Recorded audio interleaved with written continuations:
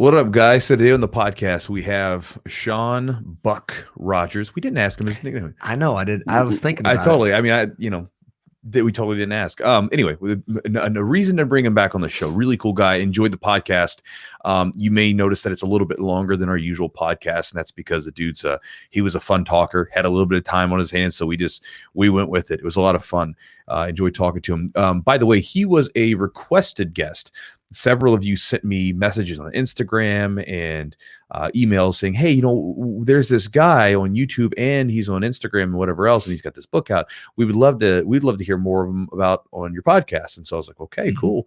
And so again, if you guys have guests, Eugene and I pick out particular guests that we would like to talk to and things like that. But if you guys have guests that you of people that you enjoy listening to, that you think would make great episodes, I have no problem reaching out to him. We have no problem reaching out to him because, for me, like, I didn't really know. I knew who Sean was because we've talked a couple times on Instagram, but then after we talked to the podcast, I'm like, this dude's cool as hell. Yeah, he's cool. I was like, man, so it's cool to me. So if you guys know, because again, I'm a busy guy, so I don't get to dive into everything on the internet and that's out there. So if you guys have cool guests, feel free to message us. We'd love to hear people that you would want to hear from, and we don't mind to put them on the podcast. So we're going to talk to Sean in just a second.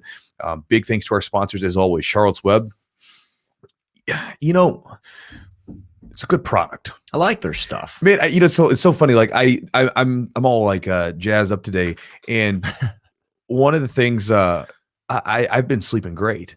Yes, and I've changed my routine a little bit. I do this from time to time to play around.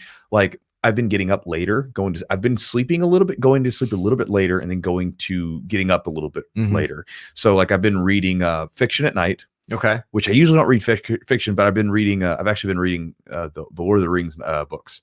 I haven't read them since I was in high school. I was like, I want to read them again because wait, the Hobbit's part of it. Hobbit's part of it, right? But I'm going through the actual trilogy, the Fellowship and the Twin Towers and so forth. Gotcha. And I've been reading those at nighttime. Twin Towers, not Twin Towers.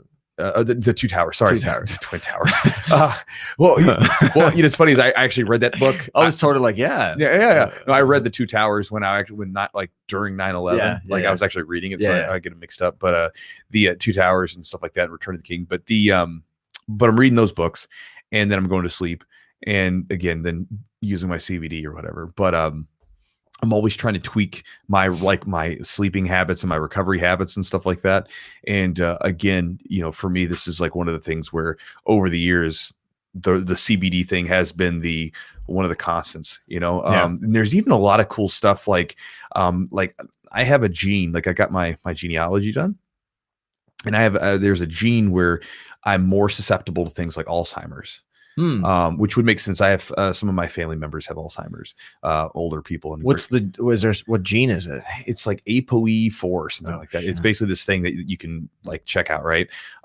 It just means there's some different things that you can do to mitigate that, right? Okay. One of them is sleep. Sure. Because the better sleep you get, if you guys have read I forgot the guy's name, Dr. Matthew something. I forgot his book, but I read the book, and one of the things is sleep is great for your recovery. It's great for your mind being able to clean out the gunk, right? And one of the things I again, I can't say what exactly is going on, but the CBD has always seemed, I feel like I get my sleep cycles improve from it when I take it. And one of the things that was interesting, I was looking at Dr. Rhonda Patrick's her Instagram. She was she posts up factoids and stuff. Sure. And she's diving into the research, and she was saying that apparently they've had some studies where CBD's had a positive effect on people with Alzheimer's. Oh, wow. Yeah. So I'm like, okay, cool. So just another reason to throw it into it. Even Brent was saying I guess when my buddy, when he was some brain damage related to it, right? And the car accident and everything else and the fighting, and saying that there's been some positive, again, it's preliminary stuff about brain related health and CBD and stuff like that. Yeah. So, and I talked to our guy at Charlotte's Web. They are releasing, I think they already have, we haven't gotten in yet, but it's THC free. So we're going to try that out and see how that works. Okay. So it's for people that maybe can't have any, already the CBD that we have, it's very, very low. But this is 0.001 or something. And so it's for, I guess for people with get tested and stuff, maybe people that drive a CDL license or something. We're zero or tolerance. Like police officers and like firefighters, stuff like that, that maybe have wanted to take CBD and have been unable to just because of some of the, if they do get, there's a zero tolerance kind of thing. So we're going to get some of that. We'll try that out. It sounds interesting. Yeah. We'll see how it works for us too. We'll experiment, let you guys know what we find.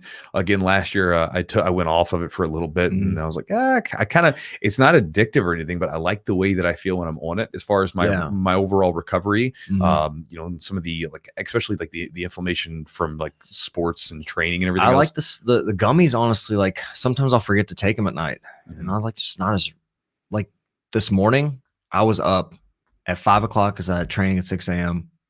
And man, like I got 7 hours. It was a good 7 hours, and I felt really good. I felt well rested. And I took, last night I took it. And some days I get 7 hours. I don't feel as good. I don't feel as rested. So I don't know. So it's helping.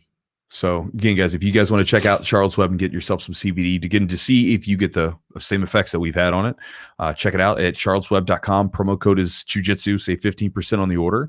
And then big thanks to Matt at Epic Roll. Matt's come out with some new shorts, and I've been wearing them. I love them.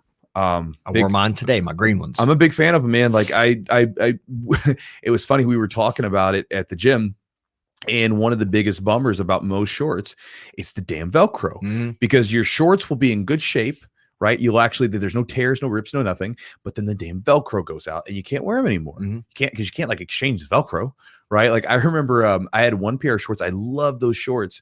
And so I didn't want to let them go. So like when I would train, I'd have to I would put athletic tape around it a little bit just to try to keep the thing closed. It was always a bummer to have to throw those away because they're in good shape, but you can't do anything with them, right? I had some tap out shorts. I really like those. I'm glad you got rid of those. I think I still have them. Just the Velcro doesn't work. Velcro doesn't work. But these are again, these don't have Velcro. They've got a drawstring and they've got, an elastic thing around the side. So we'll see how long the elastic holds out, but it's been fine so far. But the shorts themselves are super comfortable. They're comfortable. You can move in them. They're very mobile. It almost reminds me of like a longer pair, and it's a different cut. And the band, the elastic band's not as thick, of like almost like Thai shorts, like Muay Thai shorts. And so it's kind of got that thing. It's like almost like Muay Thai shorts mixed with grappling shorts and athletic shorts all rolled into one. And they kind of have that. I really like them. So, if you're in the market for looking for some new shorts to roll with when you're grappling, check them out. EpicRollBJJ.com. Promo code is Jiu-Jitsu. You save 15% on the order. And again, Matt also came out with a bunch of new shirts and Jiu-Jitsu gear and stuff as well. So again, if you want to check out some of that stuff, you can check out the shorts. I'll have a review up on my website or up on Jiu-Jitsu, the Jiu-Jitsu YouTube channel sometime soon, because I've been trying out some of the stuff he gave me. And again, I'm a big fan of it. So from me to you, it works for me. So if you want to check it out, check them out at EpicRollBJJ.com. And last little thing to talk about today, last little plug for you, is Manscaped. Again, it's another one of those things where, so I'll tell you a story. Well, we've got numerous stories of these. These aren't just more, it's not just one, but we get stuff all the time. We get people all the time that message us for stuff. And Eugene will tell you that whenever we are approached for sponsorships or approached to like hustle someone's stuff, right? Which I don't mind. If you got a good product, I'm all about it. I always say I got to try it out, because I can't. The reason is like, I'm like Jess. She laughs at me. I can't lie. Like I can't lie and keep like a straight face and stay believable. I'm like, and especially for this, some of you guys listening are my students. Yeah. And I refuse. Like one of the worst things ever, it was a friend of mine. He was in this like this MLM protein thing, like multi-level marketing thing, which there's nothing inherently wrong with that if the product's good. But what was happening was it was a bunk protein. It was like soy-based isolate, which again, there's nothing wrong with soy-based isolate, but I mean, he was triangle charging a premium for it, and basically you'd get all your little underlings under you. And I remember he was promoting it on his Facebook page and to his students, and so I was like, man, I sent him a message, told him to give me a call. We talked. I was like, man, is this stuff working? He didn't even answer me. He said, hey, if you want to do this too, man, I'm making like this much money a month off of it. I'm selling it to my students. You could do the same thing, whatever. And I was like, I didn't care. I wanted to like know if it worked, you know? And so he sent me some and I was like, this is just protein. It's just, I mean, like, so you replace a meal with protein. Of course you're going to lose weight. You're going into caloric deficit. But, that's one of the things too, is I can't sell anything on this podcast and YouTube or anything else where like, if I don't like it, if I don't believe in it, if I don't use it, I can't talk about it because I don't want to be that dude. You know, I don't want to be someone that's just hustling stuff that they don't actually like. But so when Manscaped approached me originally and approached Eugene originally, I'll say, because everything kind of goes through Eugene for the podcast. They approached us originally. I was like, I don't know. It's just like a trimmer or whatever. And then I actually used the trimmer. I was like, it's a pretty handy trimmer. And then they sent us some cologne. The cologne's good. Actually, it's like my cologne that I use now. Yeah, it's good. It's a clean smell. Jess likes it. And they've got all these other like man care products, which again, at first I was thinking like male grooming products, like, And then I started using them. I was like, it's kind of nice, actually. It's not bad. Yeah, it's good. So again, I'm actually a big fan of their products. So again, it's a pleasure to sort of share them off with you guys. So again, if you're looking for like a really good trimmer, like for instance, that you could use, it's a remote, I guess you'd say not remote control, wireless remote control. It's like a drone. You can just like flying around. Control your phone. You can control your phone. Yeah, waterproof. It's waterproof. It's got a flashlight. I like the flashlight feature. Man, don't do it again. they don't do it again, Eugene. We already did that once. One time I was like, hey, if the power ever goes out, you don't have a flashlight, you could Chewy. We started going. We lost it.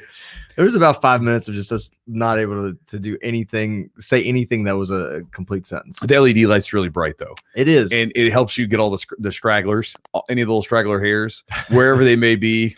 Up on your body, it'll help you identify them and cut them. No hair is safe. No hair is safe with that light. Which again, at first I was kind of like, it's blinding me, and then I saw the utility of it. I was like, oh, I get it. I can see all the little hairs. Yeah. So again, it's a nice trimmer. My girlfriend likes it because she can like trim my back and stuff, and she doesn't have to worry about cutting me because it's got a nice, like, even if you take the guard off, it's not really bad about cutting. Like I got a big pair of like trimmers that I used to use in my beard. And I mean, those suckers, if like you're not careful, like one time she like cut my back. Like I was like, you might lose a testicle. Yeah, you might lose if you wanted to shave your legs or whatever. Anything. I don't shave my legs. Just go to town on. You go for it. Shave whatever you want. Content. Check it out at manscaped.com. Promo code is Jiu-Jitsu20. You save 20% on the order and you get free shipping. And again, if you guys want to support the podcast as well, you can check out our Patreon at patreon.com/the Jiu-Jitsu podcast, along with all the different stuff that we've been accumulating. There's videos, there's content from each guest that we've had on the podcast. There's always a bonus from them. So if there's a particular guest you like, there's something from them in the back end. There's workout videos, there's stretching videos that Eugene's put up. So all you guys that want like a stretching or a recovery or a warm-up, we've got it in there. All that stuff's included for a low price. And you can check it out at patreon.com/the Jiu-Jitsu podcast. And if you'd like to see what's going on in my neck of the woods, whether it's my training, whether it's products, events coming up, even things that are just going on, like my email today that I sent out was about like closing on the house and I love that email. The whole process that we went through to do that, about kind of how we took some steps back, that was in there. So again, all kinds of interesting stuff that I'm throwing in there. If you want to check that out, go to jiujitsu.net. And then I will give you, there's a little button that says free ebook up there on my website. I'm going to give you a better URL later on. But you can go there and I'll give you some free resources for your jiu-jitsu training, and you can get the daily email that I send out. Usually it's Monday through Friday, sometimes on Saturday, Sunday. And that's great. So with that said, guys, let's jump into the podcast with Sean and let's talk to him.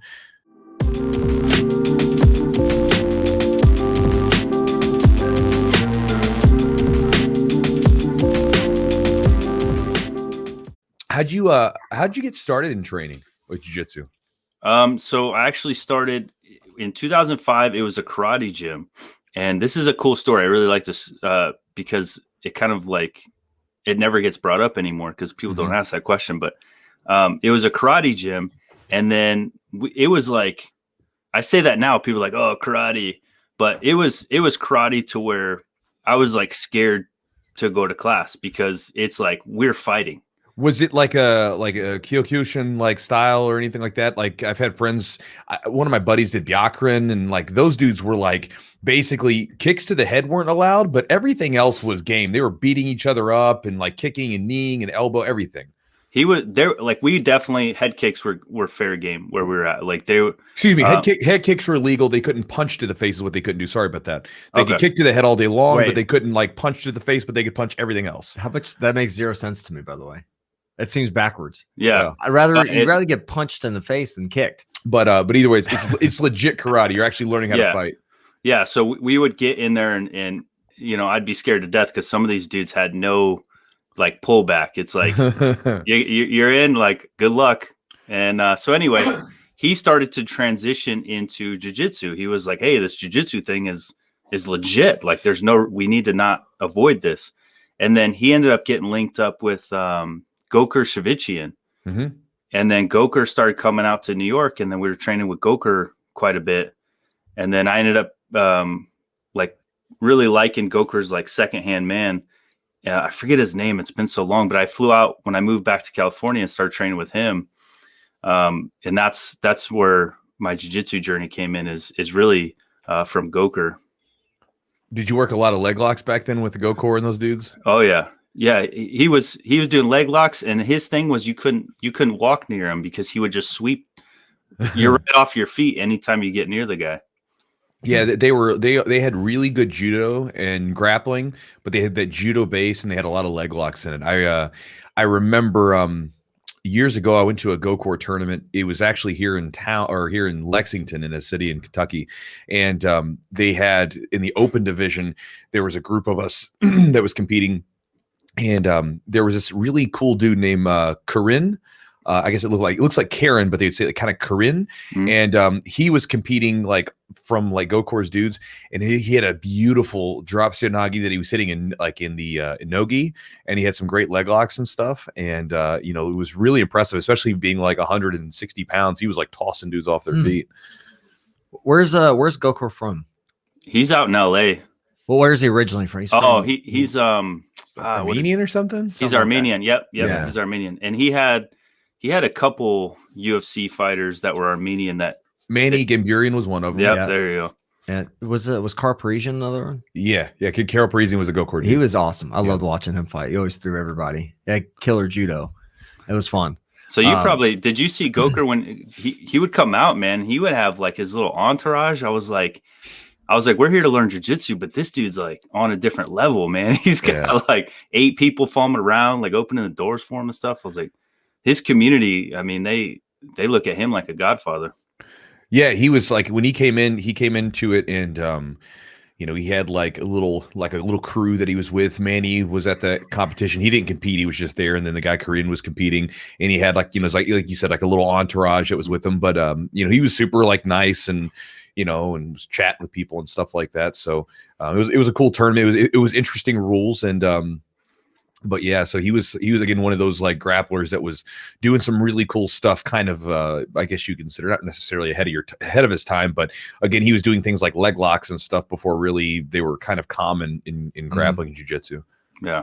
Sean, what was initially like the pull to jiu-jitsu? Like, I know you started that, and then it kind of the military kind of put a pause to training. What got you into jiu-jitsu when you did? It's been a little while, so kind of early on. Yeah, so like I said, I love the karate thing just because I really like the fighting aspect of it. And once I started to get good enough to where I wasn't just getting beat down, but then as soon as they started introducing the jiu-jitsu into it, I was like, this is amazing. Like this is something else. Okay. So instantly I started competing.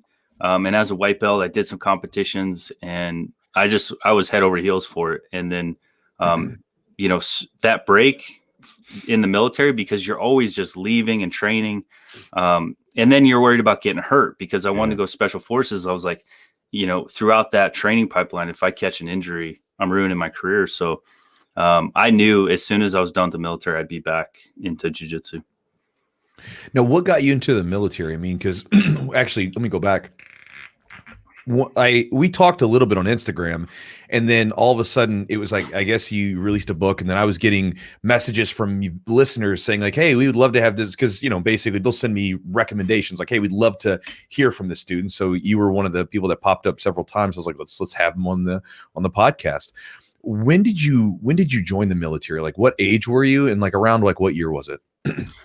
So I I actually left. It was like February 2010. So I signed my paperwork in like 2009. And so that would have put me at like 20 when I walked into the recruiter's office. And wow. Yeah, so I was, that's kind of a late bloomer for for that crowd, because usually they're getting out of high school and going.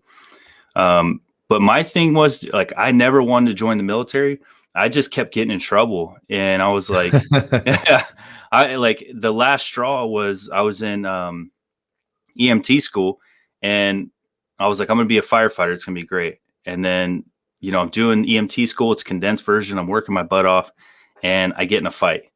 And I headbutt this guy in the nose. The teacher comes out. She's like, both you guys are done. And the next day I just walked into the recruiter's office and was like, send me away. I was like, I need something that's going to help me stay on track. And I keep screwing everything up. So maybe the military will help me straighten out. What did you get into a fight with the guy about? Do you remember? Oh, yeah. Yeah. So it was really dumb, but because we were training up in Big Bear, I was out in California, the EMT school. So we would switch. I would drive one day, then he would drive the next, one of the guys I was with. And this guy I was with, he's like a skinny, like probably like 120-pound skateboarder. And I was like, during break, he comes up to me, he goes, dude, the guy in the front, he wants to fight me. He's like, he's looking at me, he's mean mugging me. I don't know why. And we were in class, and I was like, dude, there's no way that somebody in class wants to fight you. Like, we're all trying to focus. And right. And so I was like, I got up to throw my gum away at the front of the class. And as I'm walking back, I look at the guy, and sure enough, he's like staring me down. And I was like, what's your problem, dude? And he goes, you'll find out at break. You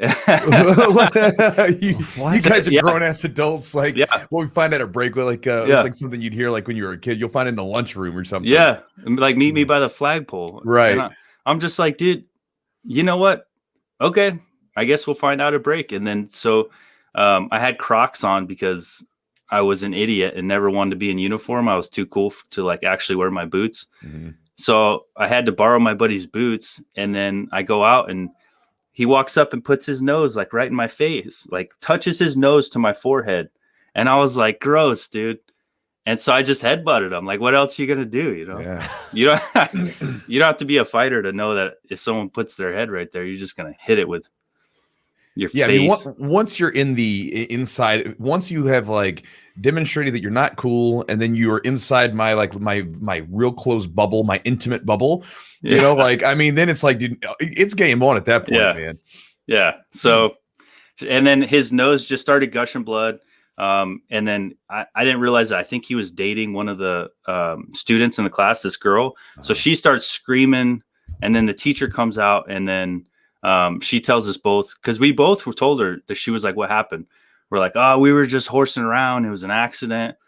And he stuck to the story. I stuck to the story. And she was like, well, you guys can't come back until it's like completely investigated. Okay.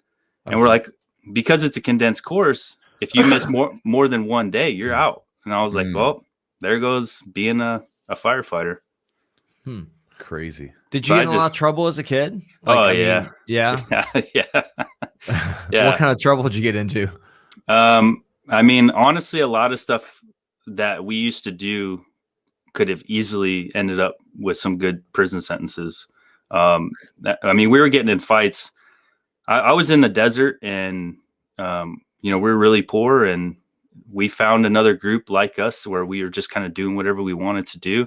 And there were parties when, somebody spouted off, he was getting jumped. Like I remember going to this party, one party, and my brother's band's playing, and all of a sudden I see him like get up and walk away. And I was like, what's up? And he's like, nothing. But I knew the way he was walking. I was like, something's up. And he's like, dude, just trust me. Just give me a minute. And I was like, all right. So they go outside, they get in a fight. This dude gets hit in the jaw. The guy that hit him packed his fist with the lighter. So when he cranked the dude in the jaw, like, he was out, but he landed on a planter and ruptured his spleen. Oh, Jesus. Yeah. So the cops were already on the way. So the owner of the house starts telling everybody like, hey, you need to get out. Well, he said that to one of the wrong people, in that group. Because like where I come from, it's not so much, there's a lot of gangs and stuff, but like you just got to be careful about who you talk to and how you talk to people, which was hard for me going into the military because, you know, people just talk however they want because they think, oh, you're not going to do anything because you want to lose your job. But, you know, where we were at, if you say something that sounds like you want to fight, then it's on. So the owner of the house came and was like, you guys got to go. And he was upset, right? So he was a little disrespectful to the wrong person, and they started beating him. And so I went outside because my brother's out, and my brother's hitting guys off that guy. So the cops are on their way. I'm pulling my brother off, and then I'm pushing my brother back into the house so he doesn't get arrested. I look back and I could see the guy finally come out of the group and they stomped him out. His face is like unrecognizable. Like they shifted parts on his face. Like, I don't know how he healed, but it was like gruesome to see. So that was just like normal, you know what I mean? So that was the kind of stuff we were involved in. And stuff like that just happened. So you're always at risk of doing some time. Where did you grow up? So this is all in the desert of Phelan, California. It's like San Bernardino County. Uh-huh. Yeah. So it's just like, it's funny because as I talked about Phelan on with Andy, and people would hit me up like, dude, I'm from Phelan. Like it hasn't changed. And yeah, it's kind of just a lawless little desert town. A lot of, you know, people doing meth and meth labs and stuff because you're out in the middle of nowhere. So what was your upbringing like? What was your childhood like? I mean, growing up someplace like that with, you know, kind of everybody fends for themselves, so to speak. It's kind of like you put the law into your own hands in some ways. What was your childhood like? Oh, it was nuts. It was nuts. Like my mom went off the rockers. And so she was always doing crazy stuff. Like, you know, she ran her car into the house at one point. She had boyfriend after boyfriend, and each one was like a different kind of crazy. So, you know, one was like shooting his gun into the front door. One just like knocked her head into the wall so hard I thought he killed her. So it was like at home was always like that. So then we're like, well, we don't want to deal with that. So let's just go somewhere else and do whatever we want to do because no one cares. And so that's what we did. We kind of just formed like a crew and hung out with each other and kind of did whatever we wanted. Did you have a relationship with your father at all? No. So he left when I was 1. And then, I didn't meet him until I was like 15. What was that like?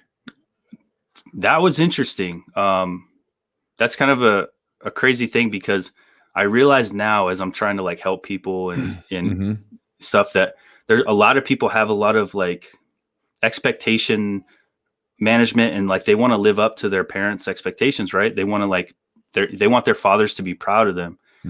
And that was something that I'm like, sometimes I feel blessed that I didn't have to have that, you know, looming over my head. But for a while I did, you know, when I first met him, I'm like, oh, here's a dad. Here's my dad. Like, you know, is he proud of me? Like, I want to, you know, make him proud and all this stuff. And it turns out that, you know, the kind of dad I just happen to have, he's always more proud of himself than other people.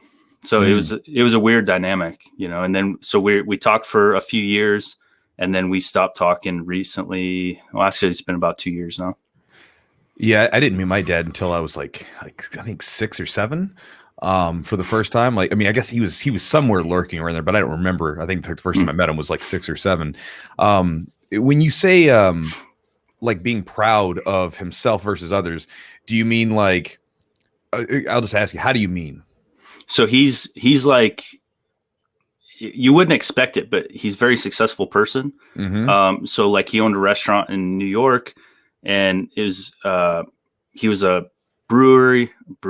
It was a brewery and he was a brew master. Sorry. And then he won like awards all over the country for his brewings. And so like, and he's an intellectual, he's super smart. So for all intents and purposes, he's a very successful person. But then when you try to do anything to like live up to that kind of expectation, or to show him that you are also a successful person. It's just met with ridicule, and it's not good enough. And honestly, he didn't start looking at me differently until I became Special Forces, which we hadn't been talking for like 10 years at that time, since the first time we met. And now all of a sudden he shows up and he's like so proud of me because I was Special Forces. And it's like, come on, dude. But he's just very proud of his own abilities. And I think that he almost has no room to like be proud of other people and to think about other people. He's so self-absorbed. Yeah, no, I there's some, not exactly the same, obviously, but there's some connection there just from me thinking about it. Like I said, same thing with my father. There was a lot of ridicule for the path that I personally chose at one point in my life. And it was like one of the reasons why I kind of cut him out. Mm-hmm. I was like, doing this thing. And again, it wasn't what he intended me to do, or wasn't up to what his standards were, or whatever. And that's interesting. It's interesting. Well, it's powerful, right? Because it's still your father, and at the same time, like, you can't even look at the hard part about that. You can't look at them and be like, "Well, you're not even successful, so I don't have to listen to you, and you're clearly a bad example." It's like you've reached a pretty high level of success, and you would think that more wisdom would come just from or more empathy and more things that people just kind of gain along the way that you would have. But like the last conversation we had was like 2 years ago on Father's Day. And I was like, hey, we need to like get past, because we had gotten to an argument over a dog. His dog like jumped on my daughter, and I thought his dog was going to kill my daughter. So I was like, listen, the only reason I don't have my guns because I'm drinking. I was like, but if I had if I had my gun, your dog would be dead. And so, and it was like an adopted dog. And this thing was like this massive, like head, like this big. It was this huge dog. Like he doesn't even know this dog. So he defended the dog. And then, so we didn't talk for like 2 years. So I called him 2 years later and was like, dude, we need to get past this. This is ridiculous. And he's like, well, he just started with the ridicule. You call yourself a Christian, but you're over here judging me. Like, I can't believe you. And, and he's always trying to win arguments and stuff. So I was like, listen, I can't do this anymore. Like, you're toxic. I was like, so let's just agree to disagree. And this will be the last conversation we have. And, I wish you the best on your life. So have a good one. Yeah, I think for me, like, that was one of the reasons why I was never really close to my father, but I think it was one of the reasons why I personally, and it worked out okay, because where there was an absence there, I had a lot of other mentors that sort of filled this gap. And it was weird because I never necessarily consciously like thought about it. But when I look back, I like sort of unconsciously was attracted to a lot of older guys that had done stuff. And I met them through wrestling, through jiu-jitsu, through other places. And I always had this thing where, as I look, I've probably had maybe 7 or 8 older mentors throughout the years where, I would find one that was kind of doing something I was interested in just by happenstance, and they would show me stuff. And then, instead of me trying to live up to, say, my father's expectations, which I don't know, at that point he was kind of cut out. It was like, all right, this mentor's really helped me out. I really want to show them that I actually took the information that they gave me and used it, just like we do with coaches. Like, let me show you that it worked. And, I think it's interesting. Did you find that maybe because you were lacking like a father, that paternal role in your life, do you think you were attracted to like mentors and stuff like that throughout the years? 100%. Everything you just said, that's exactly what I did. That's exactly what I still do. And I think that it's been key to the successes that I've achieved in life is there's always somebody who's done it. Right. And because we're so used to finding mentors and pulling from their knowledge bases, because we didn't have father figures. It's just natural for us to go find somebody that has done what we're trying to do and soak up everything like a sponge. So it's really, and I'm sure it's, had a lot to do with your success, but it's definitely had a lot to do with mine. And I still do it. And that's what I try to teach guys now is like, you have to find mentors and you have to seek them out and you have to take their roadmaps from them and learn as much as you can. But we also, because we're genuinely looking for that growth, I think it comes from a place where people see us and they see there's a void, and this guy is genuinely looking to fill that void, and I want to help them. So I don't know about you, but I'm sure this is the same for you, is that I've found people and come across people in the way I approach it, because I'm so interested in the growth aspect, that they really want to help, and they put a lot of effort into it. So yeah, because they see it. Like, I remember one of the mentors that I ended up connecting with. I was in Jiu-Jitsu. This is back when I was a white belt, and I was injured at the time. But I came to the gym, and where we were at like a little gym, and we had like a room that we could put down puzzle mats and roll around, and it was in like a big weightlifting gym. So in between the bench presses and all the treadmills and the soccer moms, we would roll. And I remember there was an older guy there, he's like in his 40s, early 40s at the time. And he saw me because one of my buddies that I met, again, another jiu-jitsu guy that I met online in a forum, he told me he was a banker. And again, I was dirt poor, but he was like, read this book about like money management and investments and stuff. I was like, okay, I'm going to read this book. So I'm reading this book at the gym while I'm waiting for us, because there was like a spin class or something going on. And then we got to take over the room, and I was reading it. And the guy, his name's Al came in. He was like, hey man, he goes, are you interested in investing? And I was like, yeah, I just don't know much about money. So my buddy told me to read this book. And, cause I saw my mom struggle and everything else, and I didn't want to struggle. I was like, seems like it'd be a good idea to learn something. Well, this guy, like, he owns several businesses. He owns like a ton of real estate and everything else. And, he actually like would take me out, like, hey, let me show you this house. I bought this house for this much. Here's what I did to it. Sold it for this much. This one's a rental. I own it for this. This is how much it brings me. There's the ROI. And you would just like, out of the, like, just the here, let me show you a few things, and again, I think it's because when you see someone taking the first step already, then helping them out is no big deal. Because it's like one thing when people come out with their hands out, like saying, hey, gimme. But it's another thing when you see someone where they're already doing it, and then they either ask, or just by their actions, they're basically saying like, hey, I need some help on this. Then if you're someone that's in that position, and I know this for me, like if I see someone taking that first step, I'll be way more apt to help them out. If I see someone that's really training their tail off, but I know they're broke at the time, I'll pay for their tournament fees, or something like that, where you want to help the people out that are already trying to do it. And so I think that's kind of what happened with him and a lot of the other guys that I've sort of run into. Absolutely. Because I mean, that's a huge downside to a lot of, I would say a majority of our society, is that we're so stuck by fear. Everyone's so afraid. It's just all of this all the time. Oh, I'm going to do this. I'm going to do that. I'm going to do this. And it's like, when are you going to just do it? Stop talking about it. But we're too afraid to do anything. So to see somebody take that first step is huge, because he saw you reading that book. You're not asking for anything. You're finding it out for yourself. So I couldn't agree more, man.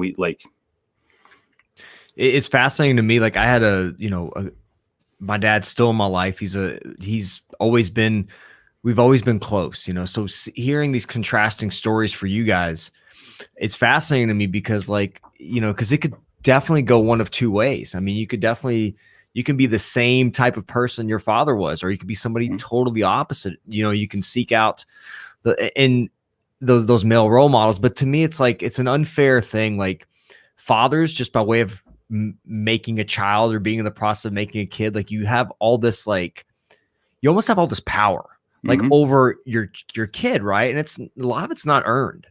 Like, to be a dad, like, that's, and you have a daughter, and you can kind of maybe fill me in, like, how, I took from examples that I had from my dad and, grandparents and things like that.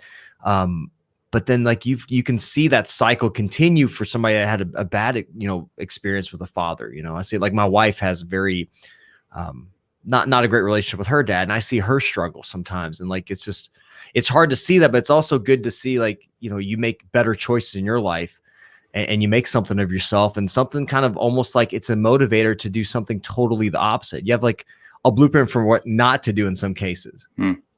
Yeah. And that's really what it comes down to, is I think along the path that you could learn to be the victim, and you could play the victim card. You've been given every excuse you want to be the victim. Or you could accept that if you don't like where you're at, you're the only one that's going to change it. And that's just where I've always been. Like, when I was 14 and dealing with all this, trauma and my mom being, doing crazy stuff all the time. I was like, I hate this. So no one's going to come in and rescue me.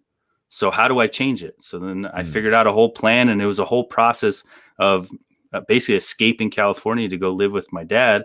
But I started to pick things up along the way. It's like, I'm responsible for my happiness. And if I don't like it, I'm the one that has to change it. And I think, listen to Chew talk about it is like, it's cool because those are the processes that we've created coming from the backgrounds that we did. And then learning to do these things is we've been open book sponges through the whole time. And I don't think there's going to be a day I live on this earth that I'm not a sponge for more information to get better and to try harder and to grow, because that's just what we do. It was either sink or swim. And to swim, you had to learn on your own. You had to be self-taught. I went and got a formal education all the way up to my master's degree to like prove to other people that I wasn't an idiot. But in reality, yeah, there's the only reason. I'm not even joking. I know. I believe you 100%. It's like you're saying, like, it may not even be what you wanted, but you're like, the societal pressures are such that like you don't want people to look at you and say you're stupid because you don't have some friggin' like some letters on a piece of paper, Yep. I 100%. I got tired of, because I was highly uneducated. I flunked out of 10th grade. They wanted to send me back 2 years when I moved to New York because my grades were so bad. And it was embarrassing. Like to this day, I'm learning more like basic knowledge, teaching my 9-year-old in homeschool than I've known, because I flunked out of school the entire, like until I graduated high school, until I got it together my senior year. So I felt so dumb by that. And I ran away from that for a long time. So I ended up, just knocking out the formal education to be like, yes, I sound stupid, but I have that thing that you value very highly. So maybe I'm not that dumb. But in reality, what I value is the street smarts. Was that fulfilling to get that formal education? Do you feel like you got what you thought you were going to get from it? Or was it just like kind of an empty thing? Like you did it for the wrong reason. So it wasn't anything. And I'm not saying maybe you felt like like I think you didn't do it for yourself. You did it just to prove people wrong, which maybe wasn't the most fulfilling thing. I could care less about that thing. Yeah. If all the diplomas burn up in a fire and they're like, we have no record of you going to school, I'd be like, I don't give a hot damn. The only thing I would tell people is if they're like, should I get a formal education, is obviously if your job requires it and that's what you want to do. But that aside, the only benefit I see to it is young people putting themselves in a situation that they don't necessarily have to be in to find challenging experiences. But you can get that from, and I'm always encouraging people, like, sign up for marathons, ultra marathons, half marathons, whatever. You need to be challenging yourself. And if formal education is one way that you could do that, then so be it. But don't expect to learn anything from it. And I don't know, school now is kind of a dangerous thing because there's a lot of manipulation in there. 100%. Yeah. There's a lot of manipulation on young minds that are still soft and malleable. Just something that's sort of coming through. And again, maybe this is just me and what I've done. Not every big goal or anything like that, but a lot of times there is a, like for instance, like a lot of times you'll see these like sort of like, sort of on the BS side. There's some good motivational stuff out there that I'm down with, but then there's some of it that it's like this always think positive and this kind of thing. And for me, a lot of times when I look at some of the stuff that I've done, like there's a lot of times like a negative motivator where I want to prove people wrrong. Right. Like, it's like I've had people say, oh, that's not going to work. You're not going to do that. And I'm like, I'm going to show you it's going to work, And like my father, part of when I stopped talking to him, I'm going to show that asshole that this is going to work, And then, even like, with other things where family members were like, I don't think that's good. Like when I quit my job and started doing jiu-jitsu full time, they're like, oh, I don't think that's a good idea. I'm like, I'm going to show you it's a good idea, Do you, and like with you, like getting a degree, I'm going to show you I'm not stupid. I got this degree, right? Yeah. Do you feel like that you've been able to kind of maybe do that from time to time where you have these negative motivators, almost like a prove them wrong sort of thing, kind of that you use to light a fire under you? 100% every single time. With the book, like, I was a police officer when I started writing the book, and I can't keep my mouth shut. I'm a talker. I like to talk about things I'm excited about. Yeah. And so I would tell people like, yeah, man, I'm writing a book. And when they hit me with that, okay, I was like, okay, thank you. Noted. And so, yeah, like I don't put that out like about the negative motivators and things like that, only because I haven't fully understood it to the point where I know that I could like weaponize it and use it. But 100%, I feed off every time I tell someone my plan and they smirk at me and they look down at me and they just think that it's like I'm just living in the clouds. Yeah. And then I hold on to it. It's like, okay, we'll see. I'm gonna show you for sure. And that honestly, that started. So my dad left. I was my senior year of high school. My dad was moving to Colorado. We were in New York. I was like, I'm not going with you. He lost it. He like hid all my stuff. He took all my clothes. He took all my stuff and like locked it in a basement so I didn't have anything. And so he left. And I was like, see ya. I knew at that point he was going to be waiting for the phone call. Oh yeah, hey Sean, he failed out of school. He got arrested. He needs you. You have to come back and get him. I guarantee he was waiting for that phone call. And so the day he left, I was like, I will not give him that opportunity. While my friends were out partying, I shit you not, I was hitting the books. I was sitting there studying, and I was house hopping to different friends' house, and I was like, I won't do it. And I graduated, which nobody expected me to do, and still to this day, I've never needed his help, and that was a huge motivator. Tell me about the military. So, graduating, what was the pull to go? I mean, I know you kind of said you were getting into trouble a little bit, and then you decided to go to the military. Like, tell me about that experience. What were you expecting to get out of it? And then, you were you got pretty high into the, special forces, Green Beret, not very easy to accomplish. So tell me about that whole process. So yeah, going into the military was mainly to try and get some direction in my life, because I knew that what I'd accumulated as a kid, it had momentum. It had a driving force. It was like a powerful thing inside me, because I was hungry and I was ready to go get some stuff. But every time I started down a path where I was starting to succeed, I would trip myself up by doing something dumb, getting in a fight, cussing someone out. It was like I couldn't stop getting in my own way. Ooh, Buff Trace, that's some good stuff. I picked some up earlier. It's good. Yeah, that's some good cigar whiskey too. Where are you? Where do you live now, by the way? So we're actually waiting to have our house built in Texas right now. Right on. Yeah. So we're Colorado. We were in Colorado at 10th Group, and then we did the rental property thing out there. Yeah. And yep, now we're having a house built in Texas, and we're gonna do the stereotypical vet to Texas move. Yeah. well, stereotypical vet to Texas, but especially this past year, you're like, man, Texas is looking even better. Because, again, like their governors are willing to like say, you know what, you guys do your thing. What I was getting at is like, it's a little, this is Kentucky bourbon whiskey, and it's a little easier for us to get access to some good bourbon out here as opposed to some other places. Oh, I bet. Oh, you know what? Bourbon I love a lot, and it's getting really hard to find, is Eagle Rare. You guys like that? Eagle Rare is good. Yeah. I like Eagle Rare, and Booker's is a good one. I like to drink. Man, it's been a while. But what I just did, I tried Angel's Envy. Yeah. I like that one.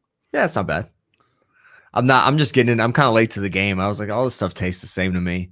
And then and now I've kind of started partaking a little bit and getting an appreciation for it again. So I think it's an acquired taste. Just the same thing as beer. Like you go through that progression of beer, you like start drinking really shitty beer, and then you start drinking a little better beer, and you're like, I don't know, I'll just drink the cheap stuff. And then you start getting used to the nicer, more craft brewed stuff, and you're like, all right. Yeah, Four Roses makes a really good one. Yeah, not bad. Oh man, I love not bad. So far, you've tried them all. For someone who's just getting into it, I think. Dude, I live in Kentucky, man. We did that bourbon tasting, and I think we got like some Four Roses, and we had a bunch of other ones going in. Yeah, there's some good stuff for sure, but I didn't appreciate it as much as I think I do now. I'm starting to appreciate it a little more. Oh yeah, get the taste for it. So And you find the right cigar to add to that, and you'll be in a little heaven. That's right. So, all right, man. So, military, you kind of, you didn't know what you wanted to accomplish. So you just wanted to get in there and just yeah, go. I knew I wanted to go Ranger because I just heard they were high speed, and I was like, I want to do something hard. So I signed a Ranger contract, and then the crazy thing is they signed me a Ranger contract, but the only Ranger contract they had was for a cook. And I was like, you guys have cooks in the Army, and Rangers are cooks? Like, what is happening right now? And he was just like, dude, just do it. Like, you'll be in Ranger Regiment and you could switch to infantry later. So I was like, whatever. I was like, all right. So I got hurt in Ranger selection, went to Germany, did a deployment as the personal security detachment for the Sergeant Major to Afghanistan. Left Afghanistan like 3 weeks early, went to selection for SFAS for Special Forces, and then, Q course and everything. That was like a 2-year process. And then I did 3 years in group. The second deployment I had was as Special Forces. And then I just hit all the goals that it could ever have wanted in that one deployment. I mean, we got in a ton of gunfights, put people down, almost got killed myself multiple times. And I was just like, that was kind of checked off all the marks that I could want from that experience. And I decided what else I could, challenge myself to do. And so I started putting in for the Fed and the typical thing, and then the police department was a cool option because they had a full-time SWAT team, but there also is like, I could stay in Colorado, and, the feds are all going to move you all over the country. So I was like, let's do that, least amount of trauma on my family. And so I did that for 3 years. I got onto a small team, a citywide impact team. And that was really fun. It was a blast. We were like going around, and wherever the crime rate was the highest, we would just go there and, try to get the guns off the street, the dope off the street. And mainly we were going after gangsters. And I was loving it. And then George Floyd happened. We did the riots, and then the department didn't really have our backs at all. And I was like, all right, I'm out. Yeah, that was a rough time for, I have a lot of law enforcement that are in my gym, and it's unfortunate because, there's things that happen, and it sucks when everyone that does something gets lumped into it. Yep. And again, just like we don't want to lump anyone into one box. Every one of us is different, right? You don't lump anyone into a box. Like, it's unfortunate when that happens because, like you said, a lot of like law enforcement they left because they didn't have the back of, the people that were in charge didn't have their backs during that time. Yep. Going back, I'm just kind of curious. We'll talk about the police stuff in just a minute, but what was the special forces training like? Like I have a buddy that, served in a, he's told me like the thing, cause he's like said, like there's a tab, but then there's a guy that served in a Ranger regiment, and they're not necessarily always the same or something, but he actually served in a Ranger regiment, whatever. And he was telling me about the training that he went through. When you were in the special forces, like the courses and stuff like that, what was that training like? Like, cause everybody knows about like say SEAL training and stuff, but what was the stuff that you experienced? So you're the first thing you're going to do is go to selection, which is like 3 weeks of kicking the nuts every day. And like team week was extremely difficult. It's a ton, humping a ton of weight, and it's just really tough. I mean, it's heavy weight, and then trying to work together in this extreme amount of stress to prove that you could be a team player and you could work as a team player. I think is probably one of the biggest focuses on Special Forces assessment selection, because man, when you add weight to someone's back and the miles to the point where they think their hips are going to blow out, they get so self-absorbed on their own pain. It becomes really difficult to like treat other people with respect, and to have like genuine leadership come out of you. So I think that's where selection does so well, is because like we could put you to that brink of just pain and suffering. And then how do you treat other people in that point? And I think that's what a lot of people miss when they go to selection. They think it's all about their ability to perform, when in reality, as someone who's watching it from the outside, It's when you're in your worst, how do you treat others? And that says a lot about who you are. So you'll go to the 3 weeks in selection. If you get picked up for that, you'll fly and you'll move your family to Fort Bragg. And then you'll live at Fort Bragg for the Q course. And then the Q course is basically chunked up in a bunch of different courses. And then you'll complete one, you'll go home for a week until your next phase starts. And then you go complete that one. So you'll have SEER school, which is the survival school. You'll have your MOS phase where you'll learn whatever MOS you picked. Like I was a Bravo, so it was all about weapons and mortar systems. And then once you're done with MOS, you have language for 6 months. And then you have, this isn't in chronological order because they keep changing it, but you'll have your MOS phase, your SEER school. Robin Sage is like the culminating exercise at the end to where you finally get to put what being a Green Beret actually means, and you get to put it into action. And that's an amazing course.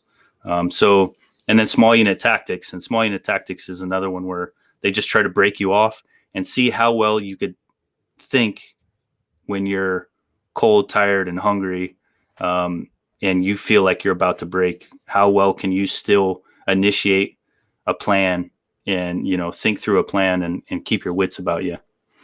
Was there one that you found particularly challenging for you personally? Small unit tactics. We went through, I would say small unit tactics and SEER school, because we went through during winter, and both of those courses, you're spending a lot of time outside.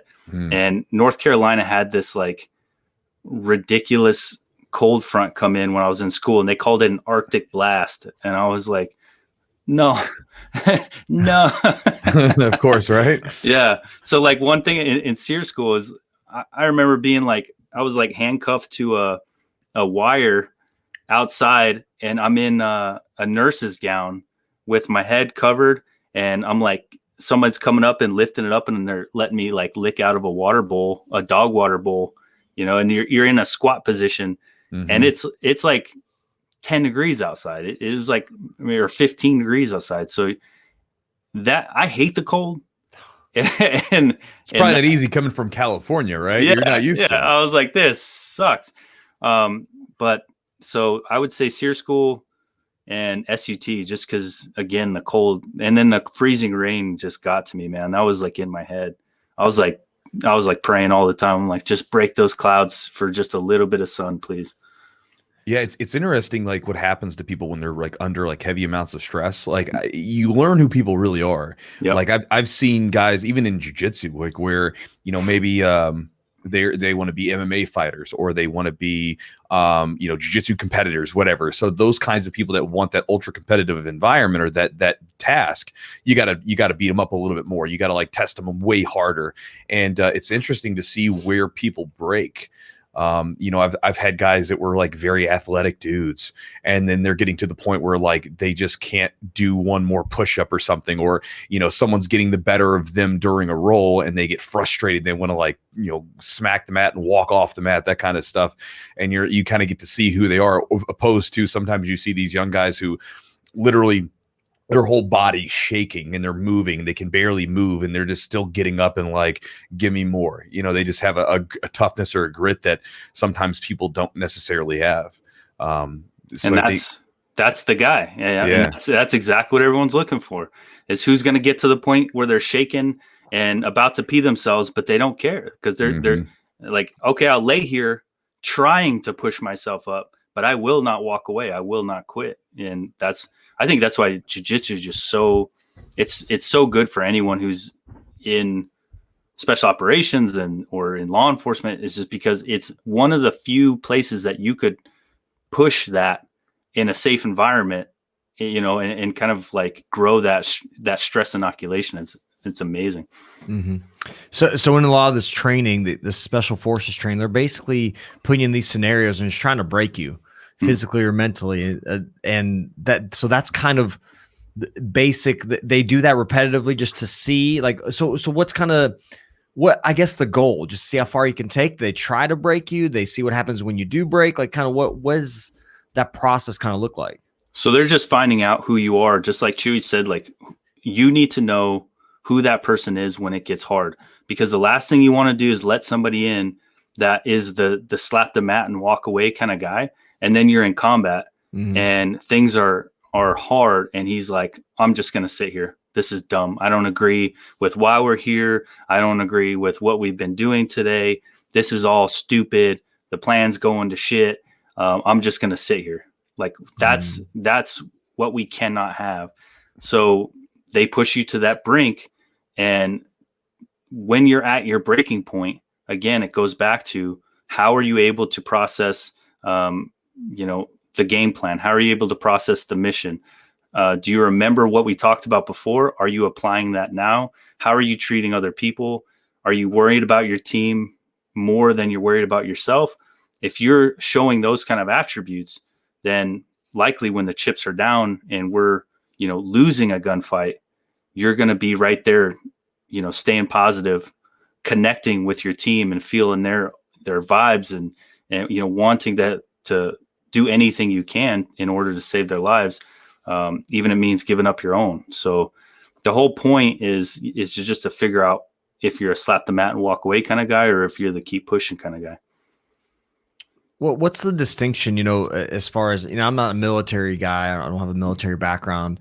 Like a Green Beret, what kind of missions or what kind of things are you guys involved in? And maybe is that unique to what you did or to being a Green Beret? So the Green Beret is it's a very particular mission set. Like our thing is to train, advise, and assist. So we're force multipliers. So the idea is that, we can go into a country and we could take a ragtag group of guys that call themselves an army and start giving them training on the basics. We could teach them how to shoot, move, communicate. We could teach them how to disrupt, their enemy, their supply lines. We could teach them how to win a war, and then we could multiply that force to the point where we need one Green Beret and we have a whole company of, whether it's Afghan special forces or whoever. We can make companies, and then we can start replicating our own military within their military, but with only a few of us. So in Afghanistan, it would be a normal day for me and one other Green Beret to be running a mission with a whole company of commandos by ourselves. So that's our thing, is we're trying to develop their force to be able to fight for themselves and basically work ourselves out of needing to be there,